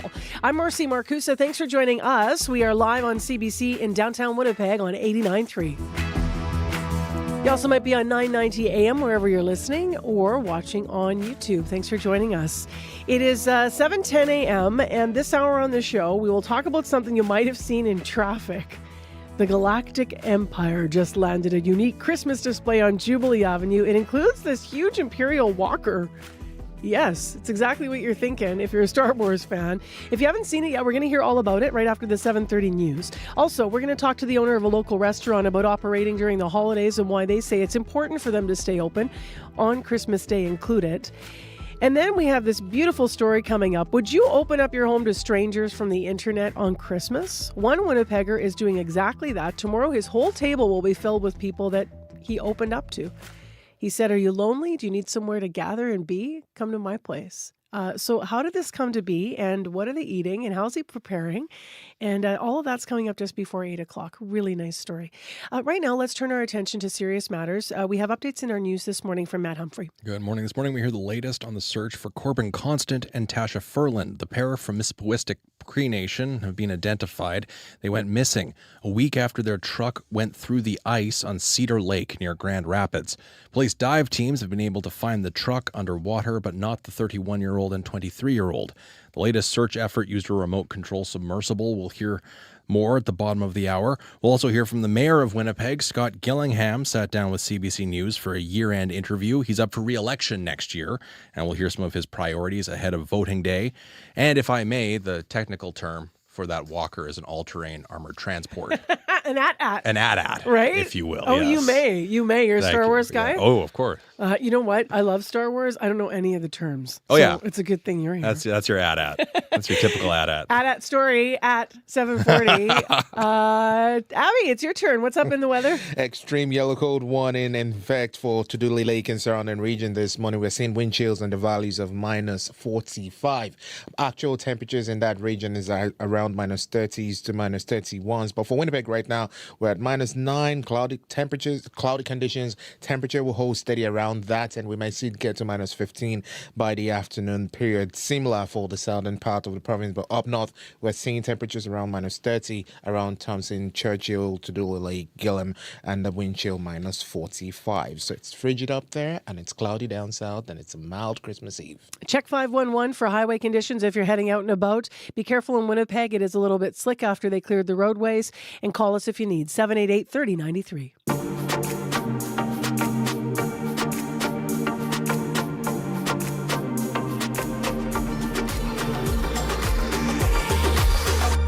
Well, what is a food-related Christmas tradition in your family? To many Jews, Christmas means going to a movie and eating Chinese food. It sounds like a stereotype, but it actually can be rooted in some reality locally as well. It's also, in fact, become a tradition for many families in Winnipeg and a profitable day for some restaurant owners. Aisheng Yu is with us next, the owner of Lucky Koi Express Chinese restaurant on Portage Avenue here in Winnipeg. She and her staff have been preparing actually for 2 weeks in anticipation for the holidays. She says it's their busiest time of year. I spoke with her yesterday.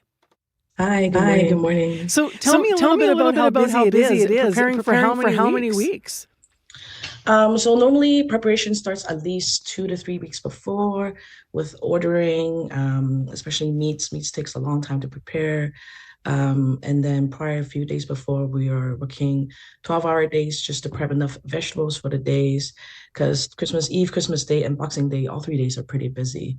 So there's to have enough time to prep, we have to start early. I appreciate you joining us right in the middle of it here, in your busy time. So thank you. Tell me a little bit about it being the busiest time of year. Is it are those 3 days in particular, or is it the whole holiday season? The whole holiday season is pretty busy, right? Lots of family gathering, friends gathering, a lot of celebrations in general. So in overall, all the weekends are pretty busy. People are trying to maximize quality time with friends and families. So it's been a good while. It'll be like 2 weeks between the Christmas time to up till New Year's. Those are all 2 weeks of really busy times. How long have you been opening your restaurant on Christmas Day? So my restaurant, I opened in 2020 during COVID, and since then we've been open for Christmas. Since then, so 5 years. But with my history, my parents used to have a family restaurant, and they had it for 17 years. And during that time, we were open for Christmas as well. Yeah. Shout out that one. Where was it? What was the name of your family restaurant? It was Komodo Chinese in Windsor Park. Yeah. So what does it mean to be on the other side of it? It's busy, obviously, but why is it important for you to be open on Christmas? In the beginning, we didn't realize there was a lot of need and demand for that day because back then, not a lot of restaurants were open. This was over 25 years ago. Not a lot of restaurants open. A lot of people don't have access to, takeout or dine in. So it was really important that we saw the demand for it, and a lot of people started, seeing that we're available, and then it would pick up, and then it would be known, and then it would become more having a bigger demand. Yeah. On the actual day of Christmas, will you be packed? Like, how busy does it get on Christmas? Christmas Day is pretty busy. So we're open from 12 to 10, extended hours. So basically we have orders starting from noon. So right now at this moment, we're basically filled up till 7, 8 o'clock. Christmas Day, people tend to eat earlier with families. They want to hang out after. Yeah. So they tend to eat a bit earlier. And then then within the next couple of days, we'll probably fill up our schedule even more. Yeah. And what do you see, Aisheng? Do you tend to see some of the same local families coming in because they've done this now as a tradition? Yeah, definitely. I think that's a big thing. A big part of it is a lot of people grow up having this tradition and they want to keep it alive, right? So it spans almost like 3 generations: grandparents, your parents, and the kids. So we see a lot of families every year. People will call, be like, "Hey, we did this last year. It was phenomenal. Let's do this again." So we have a lot of repeat customers, a lot of big families as well. So it's great to see people back year and year after year. And are they coming from all over the city, or is it sort of that localized area around where your restaurant is, those neighborhoods? You might not know either, but we don't know quite for sure. But because we specialize in gluten-free Chinese food, and we're one of the only ones in the city, so a lot of people come out of town to grab the food. They'll take it out to town to their families outside if they're traveling as well. And people will come like all across the city for it as well. So which is like great to see. How do you manage to retain all of your staff to work on Christmas Day? So my parents help me in the kitchen, so part of the family, so that's good. And then a lot of people they're willing to sacrifice their work half days, kind of just to have either the mornings with their families or the evenings with their families. So we're able to kind of coordinate, which is really great. I understand that at one point you were only open 4 hours a day over the holidays, and now you've gone to that full 12 just because of what you mentioned, the demand changing, right? Yeah. So in my past with my parents' restaurant, we kind of started, it was always busy on New Year's Eve, but we kind of started because at that time on Christmas Day, nothing was open. So we were trying, because we weren't doing anything. We don't celebrate Christmas in the classic term. So we just have dinner together. So we'll just go hang out, the kids and the family. We'll hang out at the restaurant, and then we'll kind of see if it's going to be busy, if we're going to get phone calls.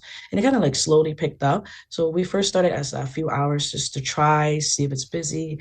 And then we realized, oh, there's quite a bit of demand. So each year we started expanding our hours. And then that's when we realized, oh, it's like a full thing. And then it changed. Yeah. Do you do anything like kitschy? Do you do the hats or the carols, or do you put up garlands and things like that? Like, or do you just leave it straight ahead? You're coming to eat the food. That's what you're here for. So we'll put some lights on, but some Christmas music in the background, but otherwise not too much. Yeah. And how about for yourself? What's it like? I'm always mindful of people that, that stay open during the holidays when so many of us are going to be off. And even though, as you said, you don't celebrate Christmas so much, you said you're still sort of missing that time with family that other people get. Restaurant owners, like, it's round the clock. It's a real lifestyle. What's that like for you to sort of not have that quiet time then with the family? When do you manage to do that for yourself? It's definitely hard because just for those weeks, you're just working every day. You don't really have too much time. Even for us, my brother is hosting Christmas brunch for us so that me and my family can kind of partake before we go to work, which is really nice. But otherwise, we'll try to catch up that time after the holidays. So in January, we'll take it a bit slower, back to regular hours. But we'll try to take it easy, take a day off here and there just to recoup. Yeah. Well, I suspect you have some vegetables to chop based on what you told me. So Merry Christmas. And thank you very much for being with us. Appreciate it. Thank you. It's my pleasure. Yesterday, she's the owner of Lucky Koi Express Chinese restaurant. It is 7:21. It is Christmas Eve. You're on CBC. I'm Marcy Marcusa with our team at the show in Studio 15. And we're being a little wee bit self-indulgent today. We're picking our favorite tunes for this time of year. So our director this morning is May McKillop, and she is in to tell us about hers. Good morning. I went with something a little less traditional. My favorite Christmas song. I spent years in BC, about 8 years, born and raised Manitoba, so I had a lot of winters without any snow, not that Christmassy feeling. This song just reminds me of the classic White Winter. Joni Mitchell with River. It's coming on Christmas, they're cutting down trees, they're putting up reindeer and singing songs of joy and peace. Oh, I wish I had a river I could skate away on. But it don't snow here, it stays pretty green. I'm gonna make a lot of money, then I'm gonna quit this crazy scene. I wish I had a river I could skate away on. I wish I had a river so long I would teach my feet to fly. Oh, I wish I had a river I could skate away on. I made my baby cry. It's such a beautiful song. Joni Mitchell and River, so many gorgeous versions of it. I know I've got Sarah McLachlan's on in my kitchen a lot during the season. Just beautiful. Those songs that stand the test of time, right? Because they just do something to your heart and your mood when you hear them. That's the pick for May McKillop for the season, our director. We're going to slide into something completely different. As I mentioned, our team is picking their favorites. So why don't we hit this and then I'll explain, Abby. Okay, you ready for this? Here it comes. This is going to take you back. Yeah. Darren Marash is our YouTube producer. Darren said, I first discovered this song as a kid. I saw the video on Much Music, didn't we all? Drew me into not being a normal Christmas song. But it's been around for so long, it's the new normal.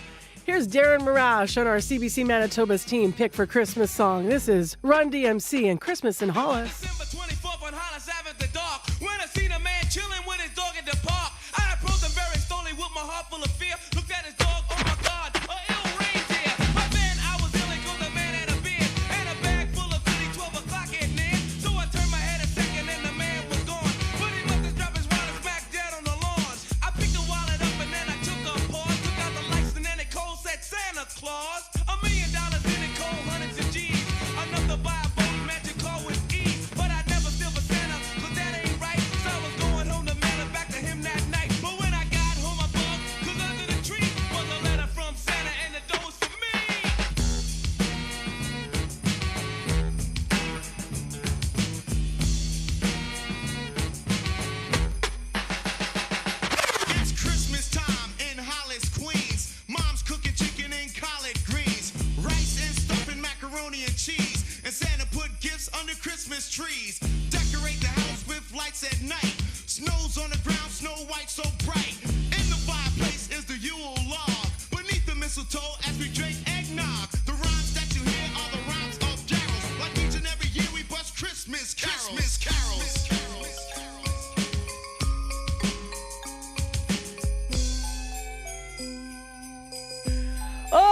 Thank you for that, Darren Marash, our YouTube producer, hitting us with a little Run DMC at Christmas in Hollis, one of the tunes he loves at this time of year. And I'll tell you what, we're not going to exclude anyone on the team. So Paul McGowan's coming on. And Paul, what's yours? Do you have an answer to this? Okay, so my picks are always like less conventional. I said anything by the Muppets because I have very fond memories of like every. I just watched the Muppet Christmas Carol. Okay, hang on, a couple days ago. Abby's got you. Abby's got you, I think. Yes, this is it. It's the Muppets singing "We Need a Little Christmas." Yeah. Why the Muppets? Does it take you back to being a kid, or you have kids, or why do you connect with it? No, it takes me back to being a kid, and it's funny. I was at a Christmas concert the other day, and they played this, and they were like, "Oh, it's from this musical, Mame," and I was like, "No, it's not. It's from A Muppet Family Christmas." But of course, originally, it's from the musical. Yeah, it just brings me back. I love that goofy Muppet sense of humor, and yeah, their Christmas movies are really sweet. So here, one more chorus from the Muppets. They're like riding along in a car, I think. It's yeah, they it's a are. great one. My favorite is the chickens. They're in the back of the truck. Yes. They're all covered in snow. Going, la, la, la, la, la. You can't go wrong with animals. So good. I don't care who you are. Okay, let's start with World Juniors when it comes to sports, Paul. Canada cruised to a victory last night over Denmark. Yeah, a little bit one-sided last night. A 13-2 final in the team's final pre-tournament game. Canada with 7 third-period goals, including 2 from Porter Martone. Also a really good night for Tisha Ginla, the son of former Calgary Flames captain Jerome Ginla. Missed last year's tournament with a hip injury, but he had a pair of goals last night and looks ready to contribute in a big way this year. It was good. We talked a little bit about scoring goals and getting guys feeling good, so I think that's a big positive from a game like that. A lot of guys feeling it go in, and yeah, it was fun. We're just super excited. I think we're motivated. Just a really, really deep team, I think, and yeah, pre-tournament, you can only prove so much, right? And, the real tournament starting now, and we're fired up and ready to go. A good night for Tisha Ginla, talking to TSN there. Also a decent night for Cypress River's Carson Carrolls had a goal and an assist last night. Canada opens against Czechia on Boxing Day, and Czechia, not a World Junior powerhouse, but they are the team that has eliminated Canada in back-to-back tournaments now. So besides getting off to a good start in Minnesota, also some pride on the line for Canada on Boxing Day. Let's go to basketball. Raptors got back into the win column last night. They were in Miami. Yeah, the Raptors, a 112-91 win. Scotty Barnes putting in 27 last night. And with the win, the Raptors improved to 18-13. Good for 4th place in the Eastern Conference. And tough couple of previous weeks notwithstanding, Coach Darko Rajakovic says that he's very content with where his team is at. Last season for us was exactly what it was supposed to be. It was about developing the team. It was about young guys getting a lot of opportunities. That is starting to pay dividends for us. Right now, we're exactly where we want to be. If somebody before the start of the season told us that going into Christmas break, we're going to be 18-13, we would sign up for all of that. We're really excited where this team is going, and just stay on the path. I love it. Darko Rajakovic always reminds me of like your friend's overly positive father. Just nothing but good vibes. Yes. The Raptors do not play one of the 5 Christmas Day games tomorrow, but they are back on Boxing Day against the Wizards. And let's finish with skiing. American Lindsey Vonn, 41 years old now, has made the U.S. Olympic team. And it's not even just the age, Marcy. It's the fact that she was retired for 5 years before starting this comeback attempt. And she's been the best American speed skier this season in the start to the World Cup circuit this year. 5 races, 4 podiums for Lindsey Vonn, including a victory. She has earned her way to Italy. And she spoke yesterday about the changing nature of retirement for women in sports. Most female athletes at a certain age decide to retire because they want to start a family. And I think not only has that changed because a lot of women are having kids and coming back, but also because, men are doing it. Just because we want to start a family doesn't mean that we have to stop following our dreams. Unfortunately don't have a family, but if I have the opportunity to compete, I'm going to. Just because I'm 41 doesn't mean I can't do that. Now, yes, more athletes are playing late into their careers, but Lindsey Vonn is almost underselling what she's accomplished, Marcy, because when she won that downhill race in Switzerland a couple of weeks ago, she became the oldest skier ever to win a World Cup race. And the previous record was not 40, was not 39. The previous record was 34 years old. So at 41, if she can even come close to a medal in Italy, it would be something. She really, and she had so many injuries too. Like I watched the whole doc on her and stuff. It's like it's physically you think, how is this even possible that she's doing this? Yeah, honestly. Yeah. All right, take care. Thank you, Paul. Happy Thanks, holidays, Marcy. Merry Christmas. Merry Christmas to you too. That's Paul McGowan with Morning Sports. Well, still ahead.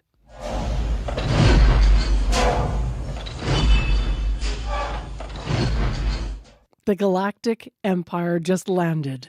A unique Christmas display on Jubilee Avenue. We're going to hear all about it. That's the sound of an at walk-in. That's coming up after your 7:30 news. This is CBC News. At 7:30, we're at -9 degrees with partly cloudy skies over downtown Winnipeg. Good morning. I'm Matt Humphrey. Searchers have spent a week looking for two people who went through the ice in northern Manitoba. Yesterday, they put a remote-operated vehicle in the frigid water to try and find them. And the ROV is doing its last run right now. It's somewhere down there, about 500 feet that way. Here's where we're set up with the airboat.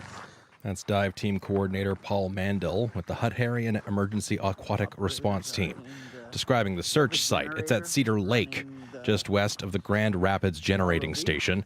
31-year-old Corbin Constant and 23-year-old Tasha Furland are still missing. Their truck broke the ice last week, and they were unable to get out. The truck was found underwater, but no one was inside. Both are residents of nearby Mississippiwistic Cree Nation. The search is being put on pause, but may resume after Christmas. A husband and wife from Nigeria are Killarney's newest physicians, recruited by Prairie Mountain Health. Shams and Ola Usman have hospital and emergency room experience in their home country, and most recently they worked at Brandon Regional Health Center. Ula says she was thrilled to see Killarney's renovated emergency room. The emergency department was recently renovated and it looks brand new. It was so equipped, It doesn't even look like a rural ER. It was so equipped. I was so happy about that. The Usmans will start seeing patients in Killarney in August next year. Killarney resident Lynn Manulik says she's looking forward to the new doctors coming to town. It is very important to have doctors here in these little towns. Because you just can't always run to Brandon when you get sick. The Usmans were recruited through the University of Manitoba's medical licensure program for international medical graduates with a 4-year return of service agreement with the Regional Health Authority. An 11-year-old boy is dead after carbon monoxide leaked at a residential building in Regina. His family was just getting settled in the city after moving west from St. John's, Newfoundland. Laura Sharpaletti has the story. Someone came up to me and said that my son was dead. When Miranda Hills returned home from work last Friday, she found her husband and son unresponsive. She pulled young Henry Lasco into the hallway and screamed for help.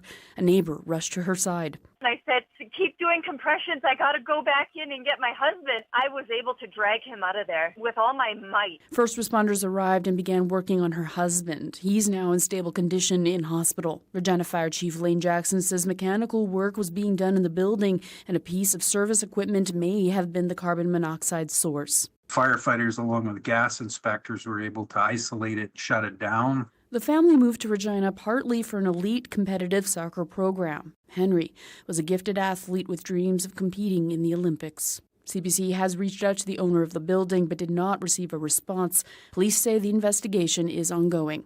Laura Sharpaletti, CBC News, Regina. In international news, energy facilities in western Ukraine have been hit hard by Russian attacks. Emergency power cuts are in place in a number of regions. In a large-scale assault, Russia fired more than 650 drones and 36 missiles, killing at least 3 people, including a 4-year-old. It comes days after another round of U.S.-led peace talks to end the nearly 4-year-long war. Ukraine's president says the attack just ahead of Christmas sends an extremely clear signal about Russia's priorities when people simply want to be with their families at home and safe, he says. And finally, in a year-end interview with the CBC, the mayor of Winnipeg says there's lots more work to do in a second term. Scott Gillingham has already declared his intention to run for re-election next year, and he has priorities like making adjustments to the city's new transit network. As other council members make their decisions about whether to run again, Gillingham wouldn't say whether the mayor's office will support certain council candidates next year. The election is that's a future focus that's months away. I haven't determined, details details related to the election. So my focus over the next several months is really on finishing this term really well. Gillingham says before the next election, he wants to secure funding for final upgrades to the North End sewage treatment plant and advance a proposed fourth emergency response for mental health calls. And you can read more from our year-end interview with Scott Gillingham at cbc.ca/Manitoba. All right, thanks, Matt. Back soon. Matt Humphrey on this Christmas Eve offering our news for us. Thank you. It is 7:35 a.m. on CBC. I'm Marcy Marcusa. And I'm going to get into traffic first, then Abby's going to give you your regional forecast here. So traffic-wise, I mean, really, it's the standard reminders, but it's really slippery in Winnipeg. It might be in your city as well. They have scraped. They've got the snow up, but they're still getting around to sand. There's still those windrows. Those are those big, icy blocks where they get scraped off the bottom of the street. So there's just a lot of things that can catch you off guard. So just give some space. Everything's going to be a bit slow. It's going to be busy out there. On the highways, check 511. We do have some problems with partly covered, snowy covered highways. Nothing closed, nothing serious this morning to pass along, but up around Highway 10, especially, you might have some challenges. So give us a call if you need to, 788-3093. And now with that regional forecast for Christmas Eve, here's Abby. And just to add to the windrows, some of those windrows are as high as an average human being. So if a car is coming around the corner, you should look out. Someone might just want to cross. It might be at a crosswalk. And go slow. This is my bugaboo when people shoot out to look into traffic and their car's already in traffic. Yeah. You got to kind of really be careful. Right of way, people. Don't claim that at this point. Well, frigid conditions continue across the northern part of the province, while down south we're seeing cloudy ones. That extreme cold still gripping the far northern part of the province. We see extreme cold warnings, that yellow warning in effect for regions around Tuduli Lake all the way to Churchill, where we have actual temperatures around -30 at this point, but the wind chill actually feels like -45, meaning frostbite in minutes. We're talking about 2 to 5 minutes you will freeze, so take it easy there. For Winnipeg right now, -9, cloudy. Temperatures expected to fall further to -15 this afternoon as some breezy conditions will move in from the north. Our temperatures won't really move much this morning. We're going to sit between -9 and -11 before we drop to about -18 later in the evening into the overnight period. For the Pembina Valley region, similar to Winnipeg, -8 at this time, dropping to -14. Brandon, you're partly cloudy at this time, -12. You'll fall to -16 by the afternoon period. In the Parkland region, Dauphin towards Roblin, we're looking at -16 right now. It stays steady through the day, but the wind chill close to -30 for that part of the province. For the Interlake region, Gimli, we're seeing -15 there. Cloudy also there. You slide to -16 by the afternoon. The powerful influence surrounding communities, we're looking at -20s, -21s there. A slim chance of light snow this morning, and then we'll see highs around -19. Thompson is at -25 at this time. Cloudy there. The wind chill feels like -36. While for Tuduli Lake, where we have that yellow alert, it remains for that extreme cold you're getting there. Temperature sits at -30, but the wind chill feels close to -45. And then for Churchill, the York region, we're looking at -30, already seeing some sunny conditions there. Your temperature will climb to -27 later, but not really warming things up because of the localized wind chill. It feels like -43 there. So overall, it's cold in the north and it's cloudy down south, and temperatures will stay steady in the southern part of the province. Winnipeg, we're at -9. All right. Thank you, Abby. Thank you. Up next on the show. That is the sound of a 10-foot Star Wars at walking. And, well, this one's not walking. It sure is lit up on Jubilee Avenue, and you might have spotted it on your commute this week. And if you did, you might probably took a second take thinking, is that what I think it is? This is a giant Imperial walker. If you were a Star Wars fan, you know what this looks like. I always describe him as a gray robot dinosaur looking thing with like tall moose legs, right? Like a big body on these tall, skinny legs. 10 feet tall. This thing is standing on a lawn in Winnipeg. It's all decked out in Christmas lights. So this walker didn't just appear here. It was, of course, designed, assembled, and then set up by a University of Winnipeg theater instructor in his class. Aaron Forst is with us this morning to talk more about it. Aaron Frost, rather, and to talk about how this came to be. He's the technical instructor and master carpenter over at the university's Department of Theater and Film. And I love that he's in the spirit, not only with this, but with his Zoom shot this morning. Good morning. Good morning, Marcy. How are you? I'm well. Okay, I gotta match you here. So people who are watching on Zoom can see your beautiful tree behind you. There's lights all around. And what's on your head? You've got antlers, right? Oh yeah, I got some reindeer Okay. antlers for the holiday season. Well, Yeah. for the interview, I better put on mine. Mine jingle. People can hear. I also have reindeer antlers. It's Christmas Eve. You can only do this once a year. So there we are. How did you build this huge walker? It's so cool. Oh, it wasn't too tricky. I took some plans, like a blueprint off the internet. I put it on my computer-aided drafting program and sized it up so we could take measurements off of it. And I thought, 10 feet's a good, nice round number. It ended up being about 10 feet tall, 12 feet long. And I had a couple students building the legs. One was working on the head. I worked on the body a little bit, and it all came together really, really nicely. How long did it take you guys to construct this? It was a few months. We were on Friday afternoons in my advanced stagecraft class, and I want to say about 3 months of Friday afternoons. So Why'd you do it? Where'd the idea come from? Oh, it's their final project for the year. We used to make little fireplaces. Each student would have their own little project, and I thought, let's do something fun. Let's all work together and build something a little more pop culture and a little more iconic. So. You built this not leading up to this year, so this was actually built, I think, quite some time ago. Is that right? This was 2 years ago. My class from 2 years. Yeah. So last holidays, it was out in my front yard here in Charleswood, but I'm just on a little dead end street, so a fair amount of people saw it, but nothing like what the action it's going to see on Jubilee. What kind of reaction have you had so far since it's been up this year? Then. Oh, I guess Facebook lit up there. I'm not on Facebook all that much, but as we were setting it up on the Sunday, lots of people tooting their horns and hollering out the window and giving us thumbs up and stuff. It was fantastic. Are you a Star Wars fan then, or did this come from the students being Star Wars fans? I'm a Star Wars fan for sure. I remember seeing The Empire Strikes Back when I was a kid and just being like jaw on the ground when the AT-ATs come walking around on the Hoth planet there. So fun. So cool. Now, would you have done anything like this before on the lawn, like of this scale, or was this sort of for you a first?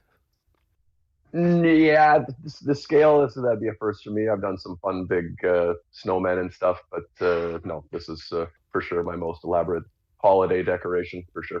And tell me a little bit about the transport and construction. You mentioned that it wasn't too big of a deal, but it is a huge undertaking, I suspect, to get the thing there. Yeah, it's not too bad. It all comes apart. So you got 4 legs. You can take the head off the body there, but 2 trips in a pickup truck, and you can get it all set up. It took about an hour maybe for the 2 of us to set it up. It's just a few bolts, a couple screws to screw the legs into the base and stand the thing up after that. So not too bad. When you're inside the house, I suspect, the house that it's standing in front of looks like a bungalow, so I suspect you just see the legs or something, right? It's not quite that large. I don't think you can still see most of it, I think, from their window. But yeah, he identifies as like a 20-foot tall AT-AT for sure. He likes to think he's much bigger than 10 feet tall. How long are you going to keep him up? For a few weeks. I don't know if we'll make it to the end of January there, but may as well. You can light up the neighborhood for a good few weeks still. You can see your theater prowess coming through, because this thing is not just sort of standing on the lawn. You've got the motion really captured nicely. Like, I like that you've got the front legs sort of there. It looks like it's actually going to walk out into traffic. Yeah, awesome. Thank you. Yeah. Yeah. What's the key to positioning when you're thinking about something like that? Ooh, I did find like an image of an AT-AT kind of in like mid stride, and I thought, that's the look we want. It's just his head's turned slightly to the side, and he's sort of in mid stride. Yeah. Well, thanks so much for telling us about it. It's Christmas Eve. We couldn't resist, and if you're on YouTube, you get to see all the photos of this, and people get to see your beautiful home. But your sweater this morning, we didn't talk about your sweater. Are those Santas all over it? There sure are, yeah. Yeah, fantastic. Merry Christmas, Aaron. Thank you so much for being with us. Marcia. Thanks for the opportunity. Cheers. Yeah, that's Aaron Frost. You too. That's Aaron Frost, technical instructor and master carpenter over at the university's Department of Theatre and Film I should mention specifically here, the University of Winnipeg. And so if you want to check this out, you're going down Jubilee, and I suspect you're going to notice it if you're there. But if you haven't been there yet, as he said, he's going to keep it up for a couple of weeks. Time right now is 7:45 on Christmas Eve. Hello, boys and girls. Santa here to remind you to call me to chat on December 24th on CBC Radio Noon. I will park my sled on the roof here, and let's hear how you're getting ready for Christmas. Santa is ready for any and all cookies. wants to sing Jingle Bells with you and go over your wish list. Let's chat here on CBC Radio Noon on December 24th. Talk soon. So that is today. As you know, it is Christmas Eve. And so today, Radio Noon between 12:30 and 1 o'clock. Actually, I believe it's for the full hour, pardon me. You're going to have Santa Claus answering questions and singing carols and hearing about your wish lists. So if you want to call in between 12:30 and 1, though, please do. Keep the numbers and text line on hand. They always give you that right at the top of Radio Noon. You also this morning can call 788-3797. So just in case you're busy over the noon hour, I know it's a busy day today for a lot of folks, but you can call right now and leave a message for Santa Claus, and then maybe when you're doing your thing, you can listen back. So 204-788-3797. That is the listener line to call in for Santa Claus. It is cloudy -9 in Winnipeg. It's calm with the winds. Brandon's mostly cloudy -12 right now. Thompson's cloudy and -24. We don't have a daytime high in Brandon and in Winnipeg. We have actually a temperature that's going to fall. It will be calm, but it will be -15 in Winnipeg today once our temperature drops, and then it's going to be -16 this afternoon in Brandon. Thompson, you will get a daytime high, but you won't move much. Right now, you're -24. You will be -22. I'm going to do a bit of a look ahead. I usually don't, but because a lot of people have tomorrow off for Christmas, we'll just look at tomorrow. Very mild in Winnipeg for Christmas. Mostly cloudy and a high of -6. In Brandon for Christmas Day, a 60% chance of flurries or ice pellets late in the afternoon and a high of -12. So also mild, but could be tricky with the ice pellets traveling. And then in Thompson for Christmas Day, increasing cloud, periods of light snow beginning near noon. And then tomorrow's daytime high for Christmas is -19 for Thompson. This morning, today as well, that extreme cold warning does continue. It's a warning level of yellow under the new system. It is for parts of northern Manitoba centered around to Dooley Lake. Well, with Christmas Eve does come a lot of traditions that families do. Things like hanging the stockings, maybe even putting out milk and cookies for Santa. And for a lot of people, reading 'Twas the Night Before Christmas by Clement Clark-Moore. 'Twas the night before Christmas when all through the house not a creature was stirring, not even a mouse. Stockings were hung by the chimney with care, in hopes that St. Nicholas would soon be there. The children were nestled and snug in their beds, while visions of sugar plums danced in their heads. And Mama in her kerchief and I in my cap had just settled down for a long winter's nap. When out on the lawn there across such a clatter, I sprang from my bed to see what was the matter. Away to the window I flew like a flash, tore open the shutters and threw up the sash. The moon on the breast of the new fallen snow gave a luster of midday to objects below. When what to my wondering eyes should appear but a miniature sleigh and 8 tiny reindeer.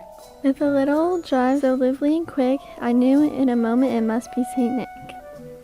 More rapid than eagles, his coursers, they came and whistled and shouted and called them by name.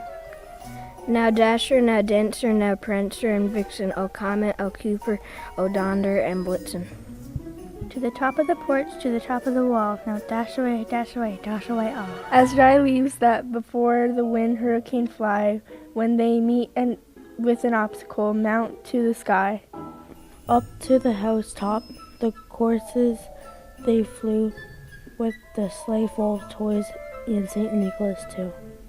And then in a twinkle I heard on the roof the prancing and pawing of each little hoof. As I drew in my head and was turning around, down the chimney St. Nicholas came with a bound. He was dressed all in fur from his head to his foot, and his clothes were all tarnished with ashes and soot. A bundle of toys he had flung on his back, and he looked like a peddler just opening his pack. His eyes, how they twinkled, his dimples, how merry.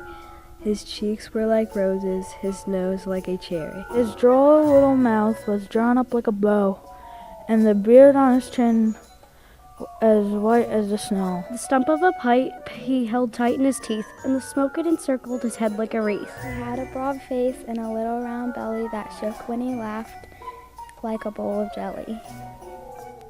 He was chubby and plump, a right jolly old elf, and I laughed when I saw him, in spite of myself. A wink of his eye and a twist of his head soon gave me to know I had nothing to dread.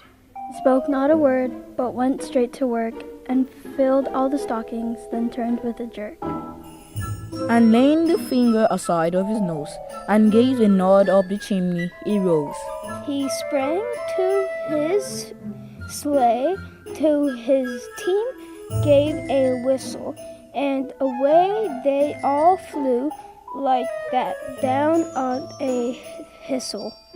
But I heard him exclaim as he drove out of sight, "Merry Christmas to all, and to all a good night." Christmas Eve, a reading from Children of "'Twas the Night Before Christmas" by Clement Clark Moore. Well, speaking of children, still ahead after 8. 3, 2, 1, go! That's the sound of some Winnipeg kids having a sled in the city, but we're going to look at what Quebec is doing after 8 o'clock. Quebec is looking to make tobogganing safer, but they want to put in some very strict rules about what you can and can't do and have to wear helmets and such. So we went to, well, Garbage Hill to see what parents here in Winnipeg think about the safety of the popular winter pastime. That's coming up after 8, also after 8. You might think you're busy today, but we're going to talk to someone who has already hosted hundreds of people at 5 a.m. this morning, and he has been doing this for 9 mornings in a row. He is the Reverend over at St. Edward the Confessor Church. We're going to talk to him about his growing congregation, and that is coming up after 8.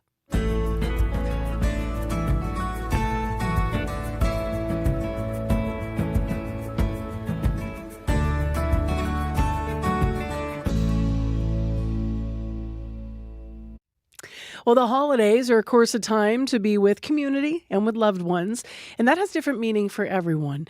For one Winnipeg man, the Christmas dinner guest list extends to just about anyone that has nowhere to go, even if you're a total stranger. Magnus Breyer is hosting a Christmas dinner at his home with 7 people he's never met before. He joins us now to tell us more about his unusual holiday plans. He's with us via Zoom. Good morning. Good morning. Happy to be here. So how often have you been doing this? Is this the first year for this for you? This is the first year, so it's a bit of a social experiment, but happy to be trying it out. And tell me why you decided to do it, because you actually put a call out on some neighborhood groups, right? Yeah, I guess it came from a recognition of how a lot of people struggle this time of year. I think all of us have gone through times in our life where we've been lonely, and we know how much it means to just share a meal or a laugh with someone. So I think if I can be that place for someone over the holidays, then that's an honor and a privilege. I love that. How did you get the word out then specifically? I had read a social media post. Was that the main way? Yeah, I just put it out on Facebook and kind of a Hail Mary, and the response has been unbelievable. And how did you choose who would be sitting around the table? Well, I've kept it pretty open. We have a very diverse group of folks attending from different ages, backgrounds, occupations. So I've left it very open and welcomed everyone who needs a spot. And luckily, the response has been incredible. Can you share without giving up too much? I know some of this is privacy, for folks, but what can you share about the nature of the response for those that are going to be joining with you and the sentiments that you received back? I think a lot of it has been people who are far from family, either geographically or emotionally, and maybe are planning to spend the holidays alone. This is usually a tough time of year for a lot of folks. And so I think it's been people looking for company, looking for a space to be, or sometimes just looking for someone to share their cooking with, and happy to be that place. So what's going to be on the table? Tell me a little bit about who is cooking then. Is it a potluck situation? It's a potluck and it's going to be a feast. So I'm doing a honey-soaked ham, and we'll have mac and cheese, green beans, baked potato. As is usually the case at my house, nobody will leave hungry. Tell me a little bit about your own situation. Are you also having a family dinner as well, or is your family away? Well, most of my biological family is in Southern Ontario, where I'm originally from, but I've been blessed to have a lot of friends here. So I'll be having lots of Friendsmases in the lead up to Christmas. But Christmas Day, I'll be solo, so I decided to throw it out there. When you did this and people were DMing, did you get any people, direct messaging you saying, is this serious? Or, you know what I mean? Wondering if this was legit? Because it is quite unusual.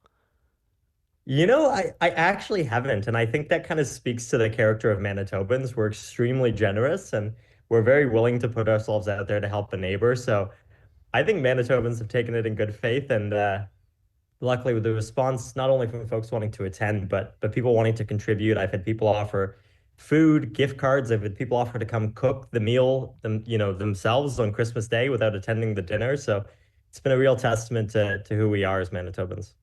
And did you end up with a table of, I think there's 7 people we mentioned, all a range of ages? What can you share with us about the people? Yeah, I think a lot of them, we have, I think folks who, again, are estranged from family, people who maybe spend the holidays alone. So young, old, different faiths, different walks of life, different dietary restrictions. So as is usually the case at a family Christmas dinner, we're throwing it out there, and it's going to be a lively and open forum. Some might be wondering whether or not you have any concerns about inviting strangers into your home. I don't. Maybe I should be, but I kind of trust the universe that if you do a good deed, then you'll be rewarded with good faith. So I guess I'm mostly nervous that my contribution to the dinner will come out well, but I guess that's a pretty normal part of Christmas dinner cooking. You're worried about your ham. I'm worried about my ham. I love how you worded this post. I mean, the start just really simply of your post says, quote, "Do you or someone you know have nowhere to go on Christmas?" And then you acknowledge that it's a tough time of year for many. Where do you think that's, I guess, empathy comes from? Is it something that you've always sort of grown up having and acknowledging around the holidays, that there can be a loneliness, even though obviously you've acknowledged you have your own family and friend circle? Well, I've been really lucky. I have an amazing family that's always been very interested in Christmas. But I think alongside that, there's an awareness, and throughout my life, I've been aware of the fact that people struggle this time of year. It's cold, it's dark. A lot of people spend the time alone. So I think it's, you don't have to have experienced that loneliness at Christmas yourself to be aware that it's out there. And I usually try to give back this time of year in whatever form that takes. And this year it's opening my home. What do you imagine you might talk about over dinner? Well, I'm hoping it will be a chance to just get to know each other and to really meet new people and make new friends. As I said, it's a pretty diverse group. So I'm actually just interested to share experiences and learn about the people who not only, myself a chance to share, but the folks who decided to attend. I want to know why they decided to attend, and I'm excited to hear about that. Magnus, you are the best of us. Happy holidays, Merry Christmas, and thank you very much for sharing your story with us. You'll have to let us know how it goes, and if you might be making this an annual tradition in Winnipeg. Thanks so much. Happy holidays. Who's hosting tomorrow a Christmas Day dinner at his home in Crescentwood for strangers who reached out after he asked, if they wanted some company, who might be spending the holidays otherwise alone. I love that story. It is 3 minutes to 8 o'clock now. We'll get briefly into weather and traffic in a moment. First, let's turn to Matt Humphrey for our news headlines. Good morning. 4 new physicians have been hired in Manitoba's rural communities, Minnedosa and Killarney, helping tackle the family doctor shortage there. Internationally trained doctors. And Doctors Manitoba says when compared to other provinces, our province ranks second to last in terms of doctors per capita. We'll hear more of the story of the people who are coming after World Report. All right. Thanks, Matt. Back soon. Traffic so far, at least according to the management app from the city of Winnipeg, looks pretty quiet. It will be busy, I suspect, later. So on the streets of Winnipeg, just slick, regular winter driving, but all the sand and salt's not down yet, so be careful. Some partly covered conditions on some highways, especially Highway 10. So check 511 before you head out, and call us if you need on the commuter line, 788-3093. It's -9 in Winnipeg. It's cloudy. Today will fall to a high of -15, is what we're going to have for our daytime high this Christmas Eve. Well, coming up after 8 o'clock here on Information Radio, an African pastor has been learning Tagalog to connect with his local Filipino community that packs his church, especially at Christmas time. He had the 9th of 9 services at 5 a.m. this morning. And even during last week's blizzard and stormy conditions, there were hundreds of people that showed up. So his church in Winnipeg is bucking the trend of declining congregation. We're going to hear more from him on this Christmas Eve. Also, after 8 o'clock on the show, new guidelines on, quote, safe sliding in Quebec schoolyards has reignited a debate about risky play. We're going to take you to a popular sledding hill in Winnipeg after 8 to hear reaction from parents who are watching their kids fly down the icy slopes. I'm Marcy Marcusa. Stay with CBC.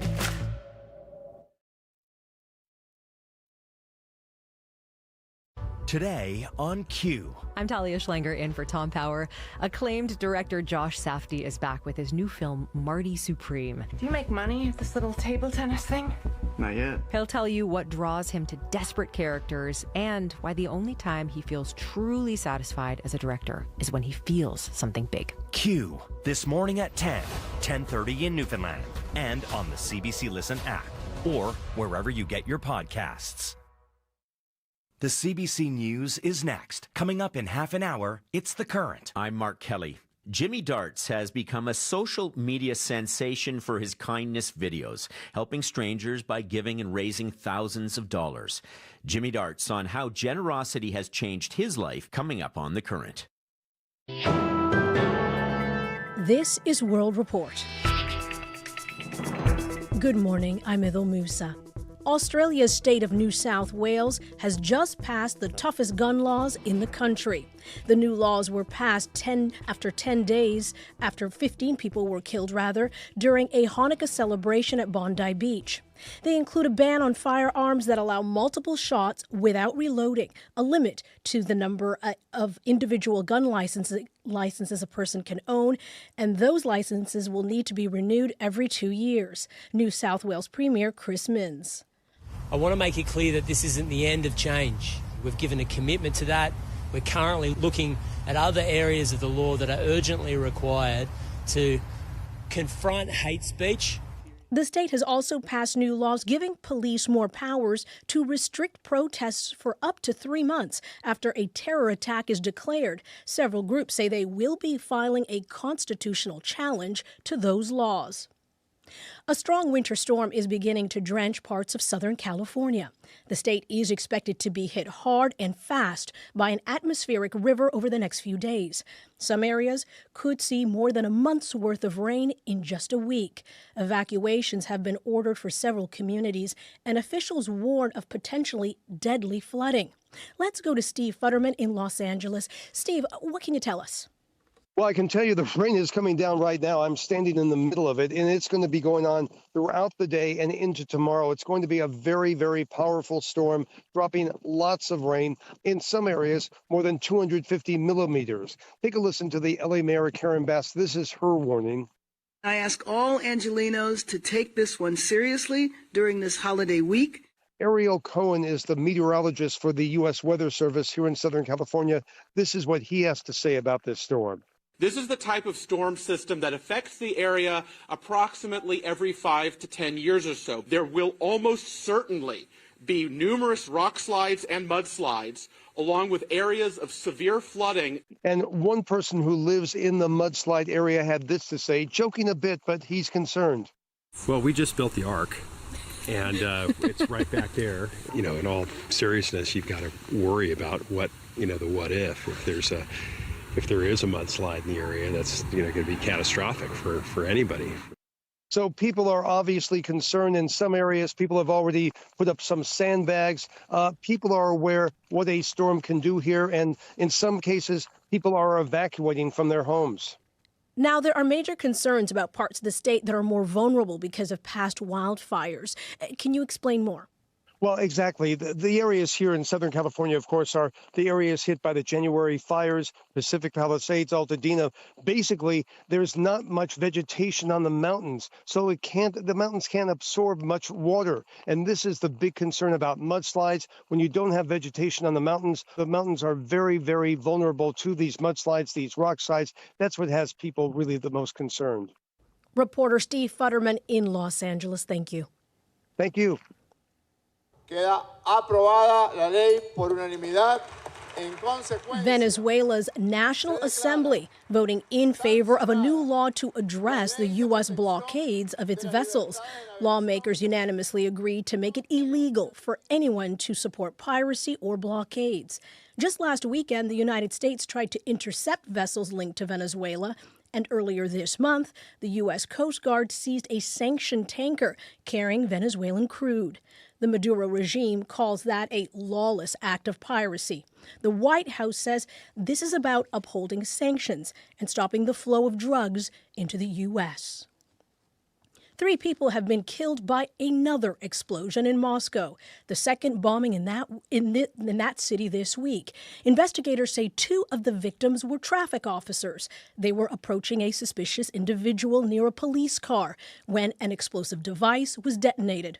The officers and another person nearby later died of their injuries. Earlier this week, a car bomb killed a senior Russian general. Moscow said it suspected Ukraine in that instance. Kyiv has not taken responsibility. A family in Saskatchewan is grieving the death of their 11-year-old boy. He died from carbon monoxide poisoning just as the family was settling into their new home. They had moved from Newfoundland to Regina to fulfill their son's soccer dreams. Laura Sharpoletti spoke to the boy's devastated mother. I didn't want to leave him, but they started working on him. Someone came up to me and said that my son was dead. When Miranda Hills returned home from work last Friday, she found her husband and son unresponsive. She pulled young Henry Lasco into the hallway and screamed for help. A neighbor rushed to her side. And I said, "Here, keep doing compressions. I got to go back in and get my husband. I got to get Sergio." And she said, "No, don't go in there." But I was able to drag him out of there with all my might. First responders arrived and began working on her husband. He's now in stable condition in hospital. Regina Fire Chief Lane Jackson says mechanical work was being done in the building and a piece of service equipment may have been the carbon monoxide source. Firefighters, along with gas inspectors, were able to isolate it, shut it down. The family moved to Regina partly for an elite competitive soccer program. Henry was a gifted athlete with dreams of competing in the Olympics. He was very good. He brought the team many gold wins. The St. John Soccer Association, where Henry played before moving, says he was a force to be reckoned with on the field with a heart of gold. CBC has reached out to the owner of the building but did not receive a response. Police say the investigation is ongoing. Meanwhile, Hills mourns her son, who she calls her best friend. Laura Sharpoletti, CBC News, Regina. The future of a $29 million border security team in Alberta is unclear. The patrol was introduced a year ago. It's supposed to intercept illegal border crossers, as well as firearms and drug smuggling. But as Andrew Jeffrey reports, the Premier is signaling it may not be needed. After Alberta made a $29 million investment into border security, Premier Danielle Smith said earlier this month that Coots, the site of Alberta's busiest border crossing, isn't the hotbed of activity they suspected. What we learned from that is that the border at Coots is not the huge traffic or transit route for either human smuggling or drug smuggling or trafficking, or even people sneaking across the border either way. Last winter, after Donald Trump was elected to his second term in the White House, Alberta announced a border security plan. Its team includes roughly 51 officers patrolling southern Alberta. The province has said it would consider redeploying the team, and Coots Mayor Scott McCumber says that could be a good decision. He's a former CBSA officer and says he'd expect most illicit activity to go around rather than through Coots. Well, I think that's smart because, you've got to go where the action is. Jim Ross, a rancher 5 kilometers north of the border, is glad Alberta stepped in. He says federal enforcement wasn't doing much a year ago, but he's unsure how much Alberta's team has accomplished since then. I'm pretty sure they've stopped some people, but I have got no personal knowledge of it. The province says its team apprehended 5 suspected illegal border crossings since launching this year. Andrew Jeffrey, CBC News, Calgary. For the first time, the artwork of Sveva Kaitani is being displayed in her home country, Italy.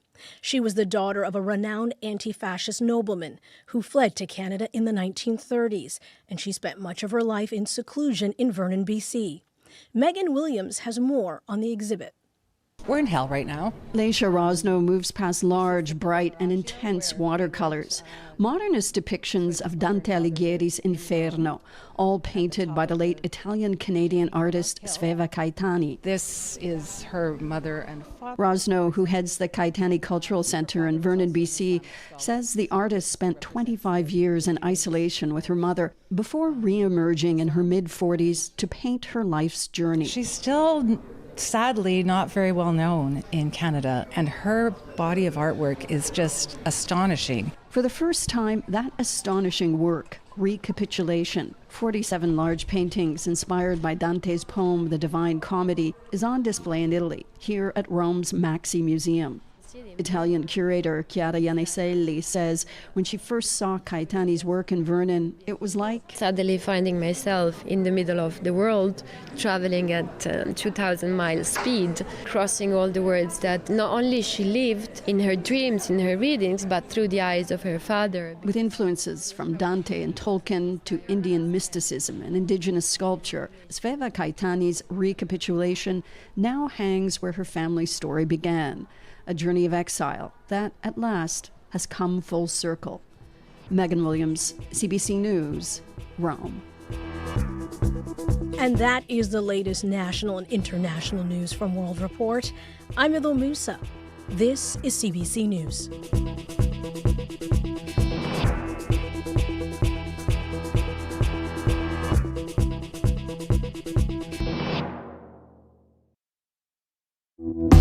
Good morning, Manitoba, and hello, Winnipeg. It is Christmas Eve, and we welcome you to the morning show. Thanks for being with us on this December 24th.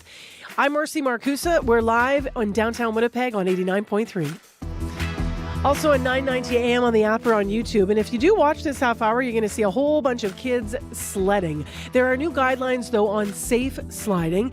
They're in Quebec schoolyards, and it's reignited the debate on risky play.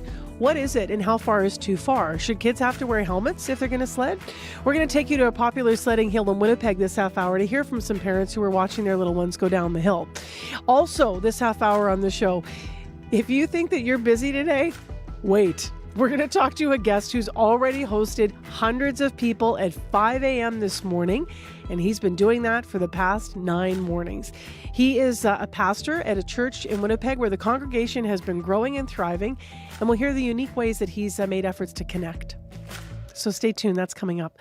Right now, let's go to Matt Humphrey for our news updates. Good morning. Good morning. The search continues for a pair of missing people whose truck went through the ice. 31-year-old Corbin Constant and 23-year-old Tasha Furland have been identified. Last week, their truck went down on Cedar Lake near Grand Rapids. Dive teams found the truck, but not the people. We'll hear more at the bottom of the hour.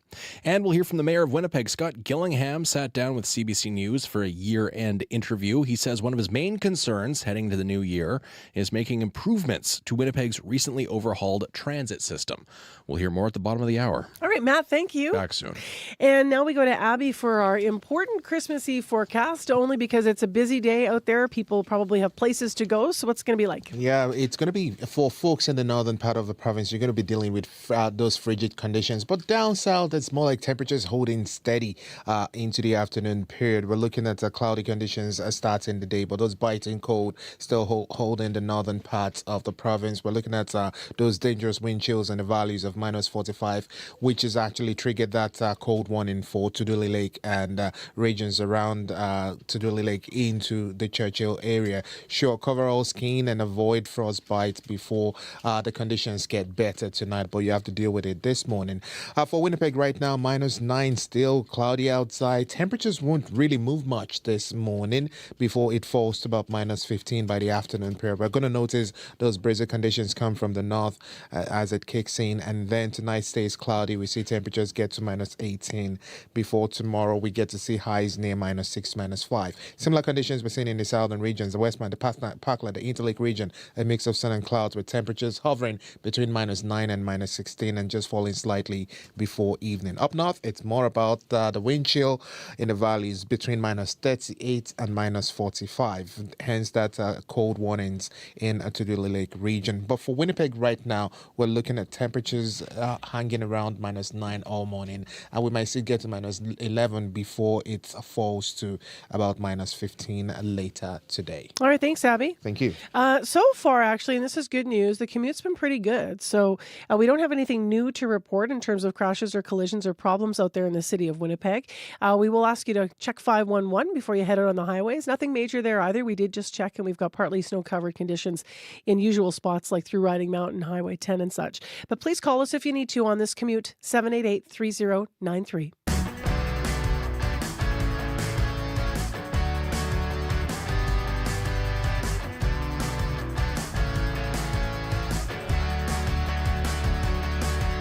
Well, as I just mentioned, my next guest has hosted hundreds of people for the last 9 mornings in a row at 5 a.m.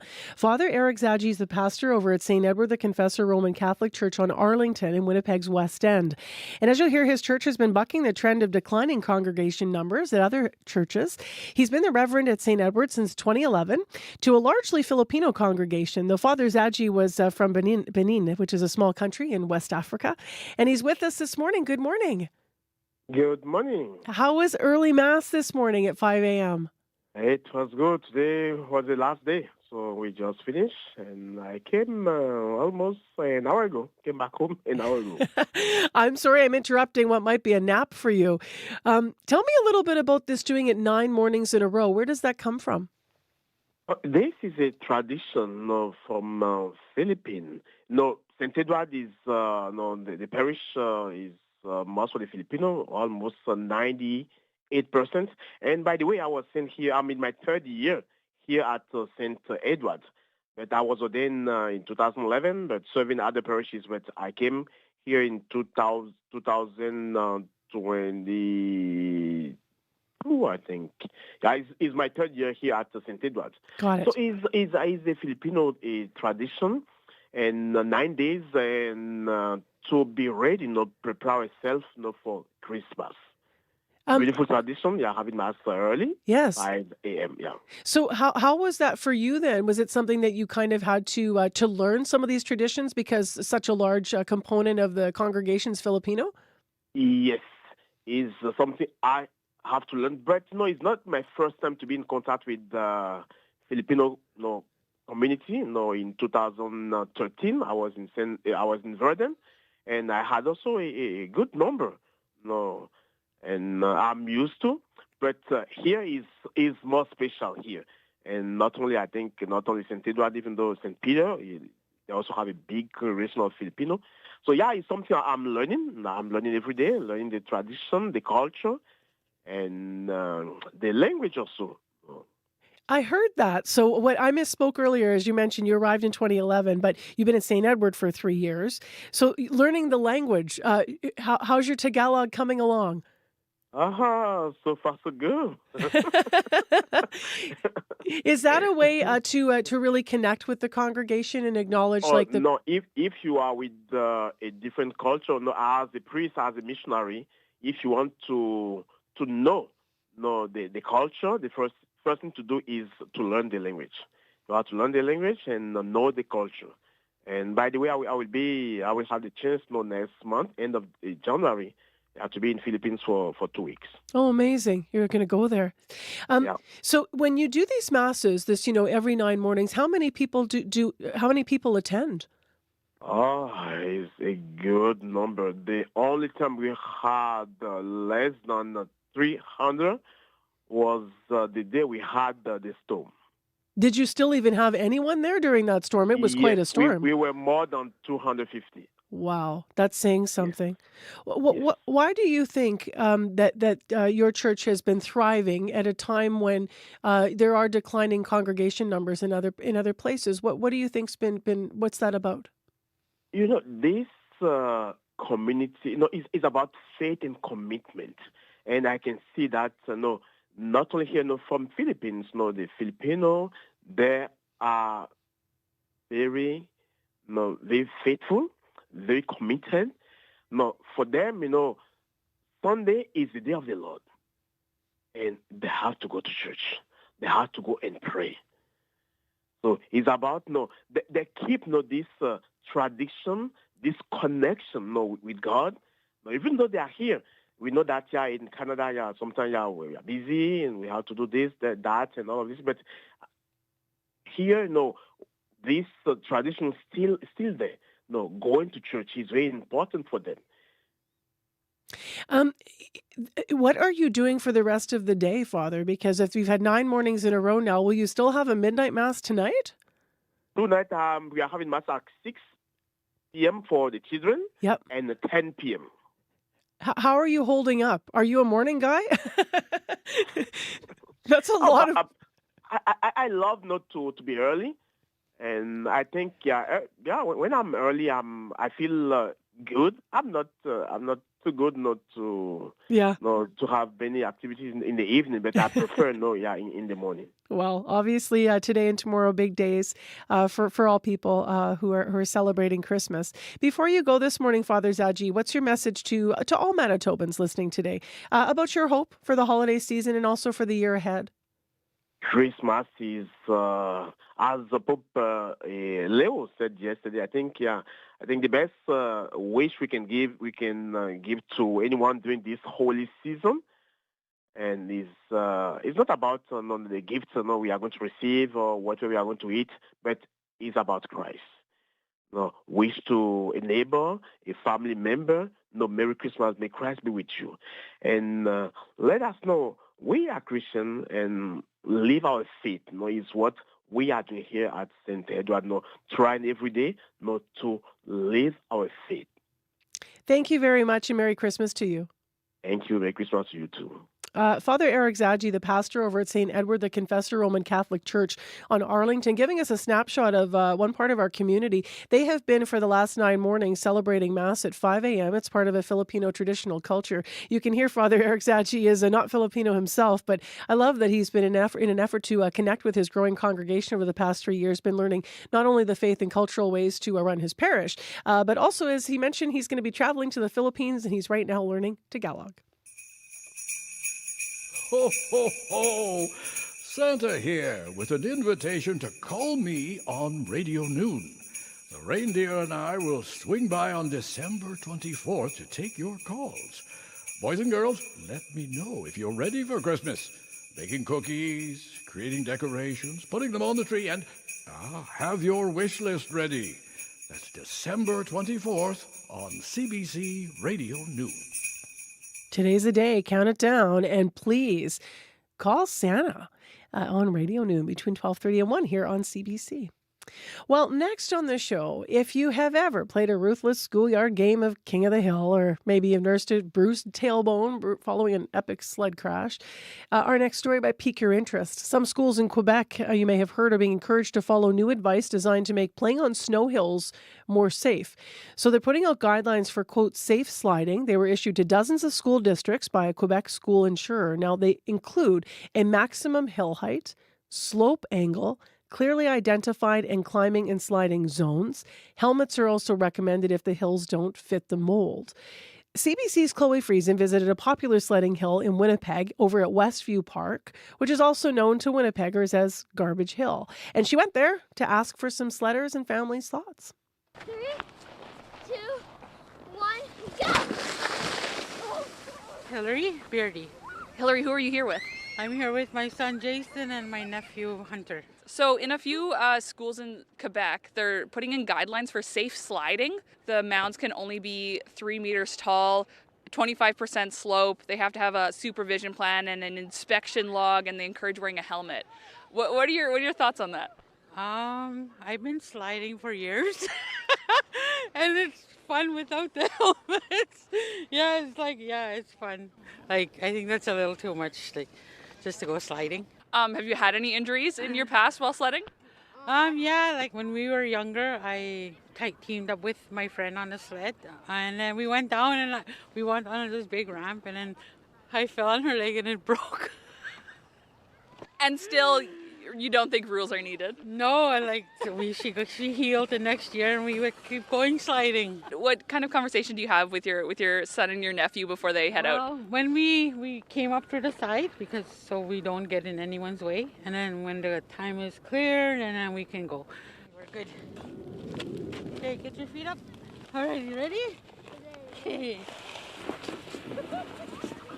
Paulo Punzal. I feel like that's hard to figure out or police. I think it's just kids having fun, and they can just take risks if they want to. What do you think the importance is of taking risks when playing?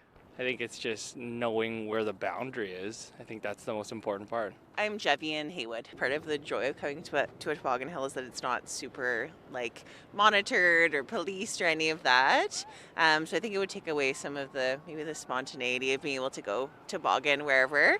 What about when it comes to taking risks while playing outside? Yeah, I think that's important. Yeah, I'm a teacher actually, so I feel like we talk about that a lot. And you do learn where your limits are. Like, obviously, you don't want injuries to happen, but if it does happen, that can be a good lesson around that. Yeah. Roland Hayward. All right, Roland, what are you doing here today? Taking my grandchildren and seeing if they'll slide against the rules because it says no sliding over there. So, Roland, some Quebec schools are introducing guidelines for safe sliding. Some of them include the mound can't be higher than 3 meters. It has to have a moderate 25% slope with identified zones for climbing, a waiting area, a supervision plan, and daily inspections. What are your thoughts on all that? Well, goes to with all the controversies of how to raise kids. And you free range them, or you really guide them through all dangers. And I think the kids are free range do just as well. There's always risks. What was it like for you when you were a kid out there playing? Well, that's hard to remember, but I have 6 children and free ranging them was okay. But we live in the city and the dangers were low. But when I was a kid, all I remember is my brother and I walking across the Assiniboine River. He fell through the ice and we lived to tell the tale. I don't think we told our parents. When it comes to taking your grandkids out, do you kind of give them any lessons, or you tell them maybe think about this if you're out there sledding? I tell them nothing. Just let them go. They're fairly cautious in their approach to things and they get more ambitious as they go. So that's the CBC's Chloe Friesen, who was out sliding at Garbage Hill, and hearing from some folks about what they think about these laws that are coming into place in Quebec for safer sliding. If you want to weigh in, we'd love to open the listener line on this, of course, 788-3205. We can play some of your calls into next week as we're back on the air with programming throughout the season. And especially while the kids are off, you might be taking them around town to slide. So what do you think of this? 204-788-3205. Should we have more rules, or is it just going too far? Should we trust the kids more just to, be safe on their own? Or do you have a sledding story that is making you feel one way or the other? 204-788-3205. Speaking of traveling on the snow, here's Manitoba's Jerry Serrato with Santa's Got a New Ride.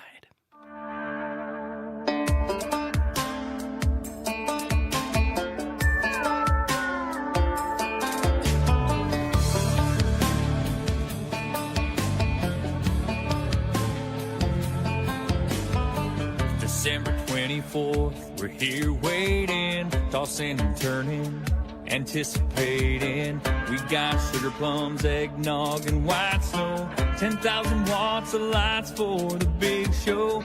We hear a rumbling and we run outside. Blink twice, can't believe our eyes. He's up on the rooftop, sitting in a new Dodge, chrome rims and pinstripes. With a lift kit sitting large, jacked up, turbocharged, mud flaps and straight pipes. Lighting up the sky, ripping up the night, looking kind of like Santa's got a new ride.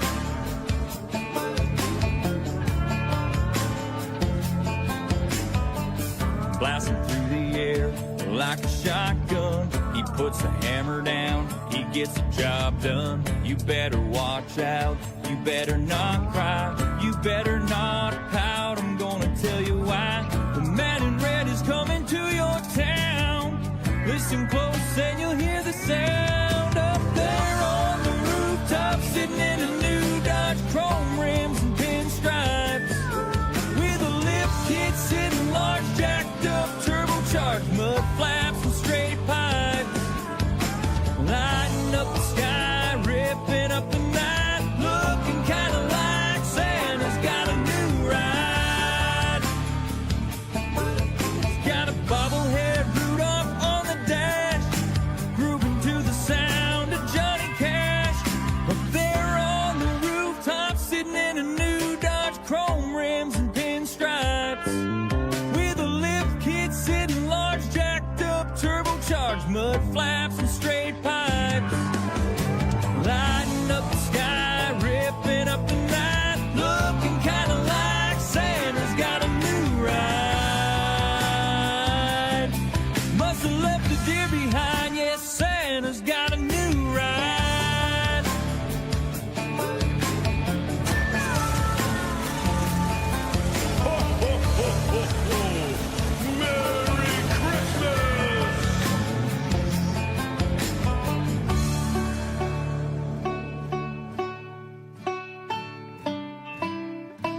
Santa's got a new ride. Jerry Serrata hails out of Manitoba. Of course, some local music on your Christmas Eve.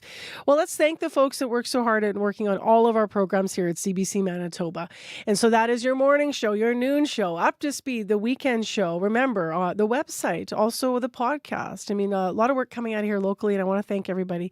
So our associate producers, Corey Funk, Abby Adiemi, Sierra Sanders, Chidi Akuma, May McKillop, Marshall Hodgins, Jenna Badasso, Dylan Longhurst, Chloe Friesen, Zabina Ahmed, Kyla Silva has been in with us as a student, Joshua Taifair, and Sophia Peralta Barone. So thank you, everyone, for being with us. Also, our current affairs reporters in unit, our community reporter is Shanley Vidal, Jim Agapito, hosts Nadia Kidwai, Marjorie Dalhouse, Faith Fundell, and Bruce Layden.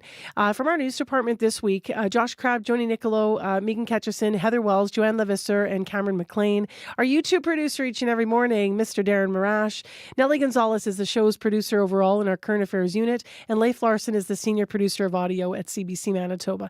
Thank you, everyone, for your work, being immersed in news day in and day out, and then putting on programs that also bring some texture of community and joy and news and insight and context and local is a big task. And on behalf of myself, who sits in front of this mic each and every morning, I just want to wholeheartedly thank you for your work. You've done a great job.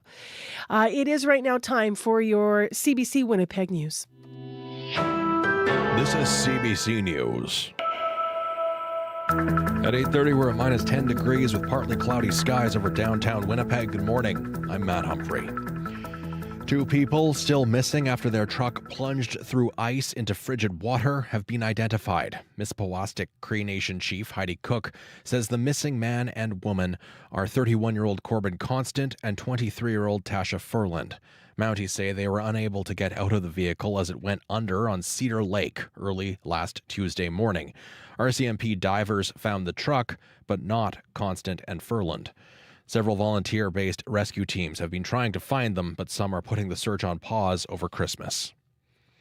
Minnedosa's newest physician was shortlisted from 900 candidates who applied to practice in Manitoba. Prairie Mountain Health recruited Moazem Raza, an international medical graduate born in Pakistan, raised in the United States, with his medical degree from a Caribbean university. He says he's looking forward to practicing in rural Manitoba. I want to be able to spend time with my patients when I'm giving the care that I want to give them. I don't want to be that doctor who's rushing, only spending the minimum time that's needed, or only addressing one problem at a time. I want to be able to be there for them. Raza will move to Minnedosa with his wife and 3 children. He'll see his first patients next September. And when it comes to physicians per capita among provinces, Manitoba ranks second to last, according to Doctors Manitoba. It is Christmas Eve. British Prime Minister Keir Starmer has released his annual Christmas message, and this time he touched on the state of the economy. I know many across Britain are still struggling with the cost of living. Helping with that is my priority. Last year, Starmer spoke about the war in the Middle East, but this latest Christmas message avoids international affairs. Here in Canada, Prime Minister Mark Carney will release his Christmas message later today. Yesterday, he released a separate message to Canadian Armed Service members who are spending Christmas away from home. Our sovereignty and our security are not guaranteed. They're defended by you every single day. And in a more dangerous and divided world, we are ever more grateful for your service and your sacrifice. More than 3,000 Canadian service members are deployed outside the country right now.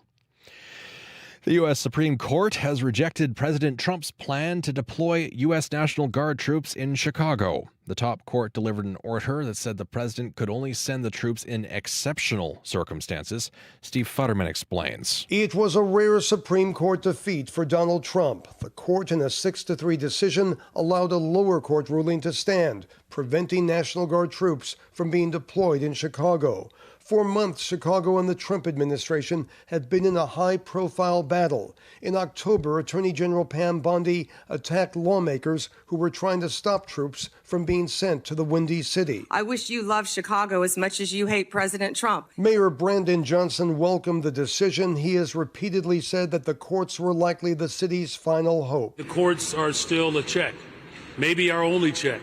Maybe our only check on this out-of-control administration. The ruling by the High Court is the first time it's weighed in on the Trump administration's deployment of the National Guard in a number of American cities. The court said at this stage, the Trump administration has failed to identify what authority would allow it to deploy the troops. Steve Futterman, CBC News, Los Angeles. And finally, in a year-end interview with the CBC, the mayor of Winnipeg says he's proud of what his team has accomplished so far. Next year, voters will decide whether Scott Gillingham deserves a second term. Gillingham has already declared his intention to run again. He says his first term was about tackling long-delayed problems at City Hall. I think there's a lot of really good progress that we have made in this term, but there's so much more work to do.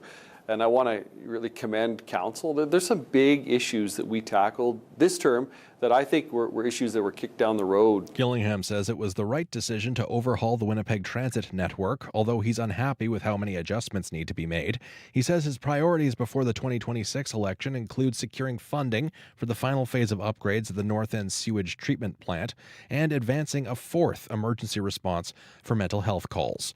And you can read more about our year-end interview with the mayor and all of our news at cbc.ca/Manitoba. Merry Christmas, Matt. Thanks for the morning, Mars. You as well. All right, one last look at traffic. The only thing I'm going to say is 511. Just check highways wherever you're going before you go. And yeah, you're going to need to add some extra time. It is very slippery out in Winnipeg. And so it's going to be busy. Just leave some space between you and the person in front of you and be mindful of pedestrians, all that stuff.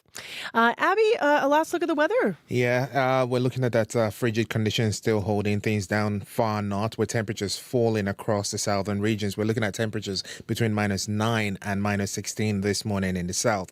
And we'll see highs just hover between -14 and -16. And then we see it fall further to -18 tonight. For the northern part, we're looking at -20s to -30s with the extreme wind chill feeling like in the range of the -45 to the -47 up there. But this ushers us into Christmas. So I just wish you all the joy and be kind this season. Yeah. Merry Christmas, Abby.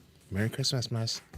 I hope that all of you out there listening have a peaceful time, whether you celebrate Christmas, whether you find yourself maybe feeling a little bit lonely or blue. Hopefully you can reach out, or maybe someone will reach back to you as we are all one community. And if you're going to be surrounded by family and friends, just remember all that stress and those to-do lists can go out the window at some point as we all just sit down and try to stay and live in our moments in life, especially on these days during our busy season.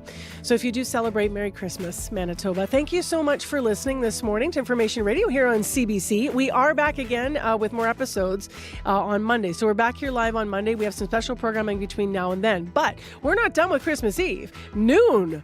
He might be busy, folks, but he's not too busy to answer your questions. Remember, Santa will be in studio. He's going to answer your questions. So remember to give Santa a call on Radio Noon today between 12:30 and 1 o'clock.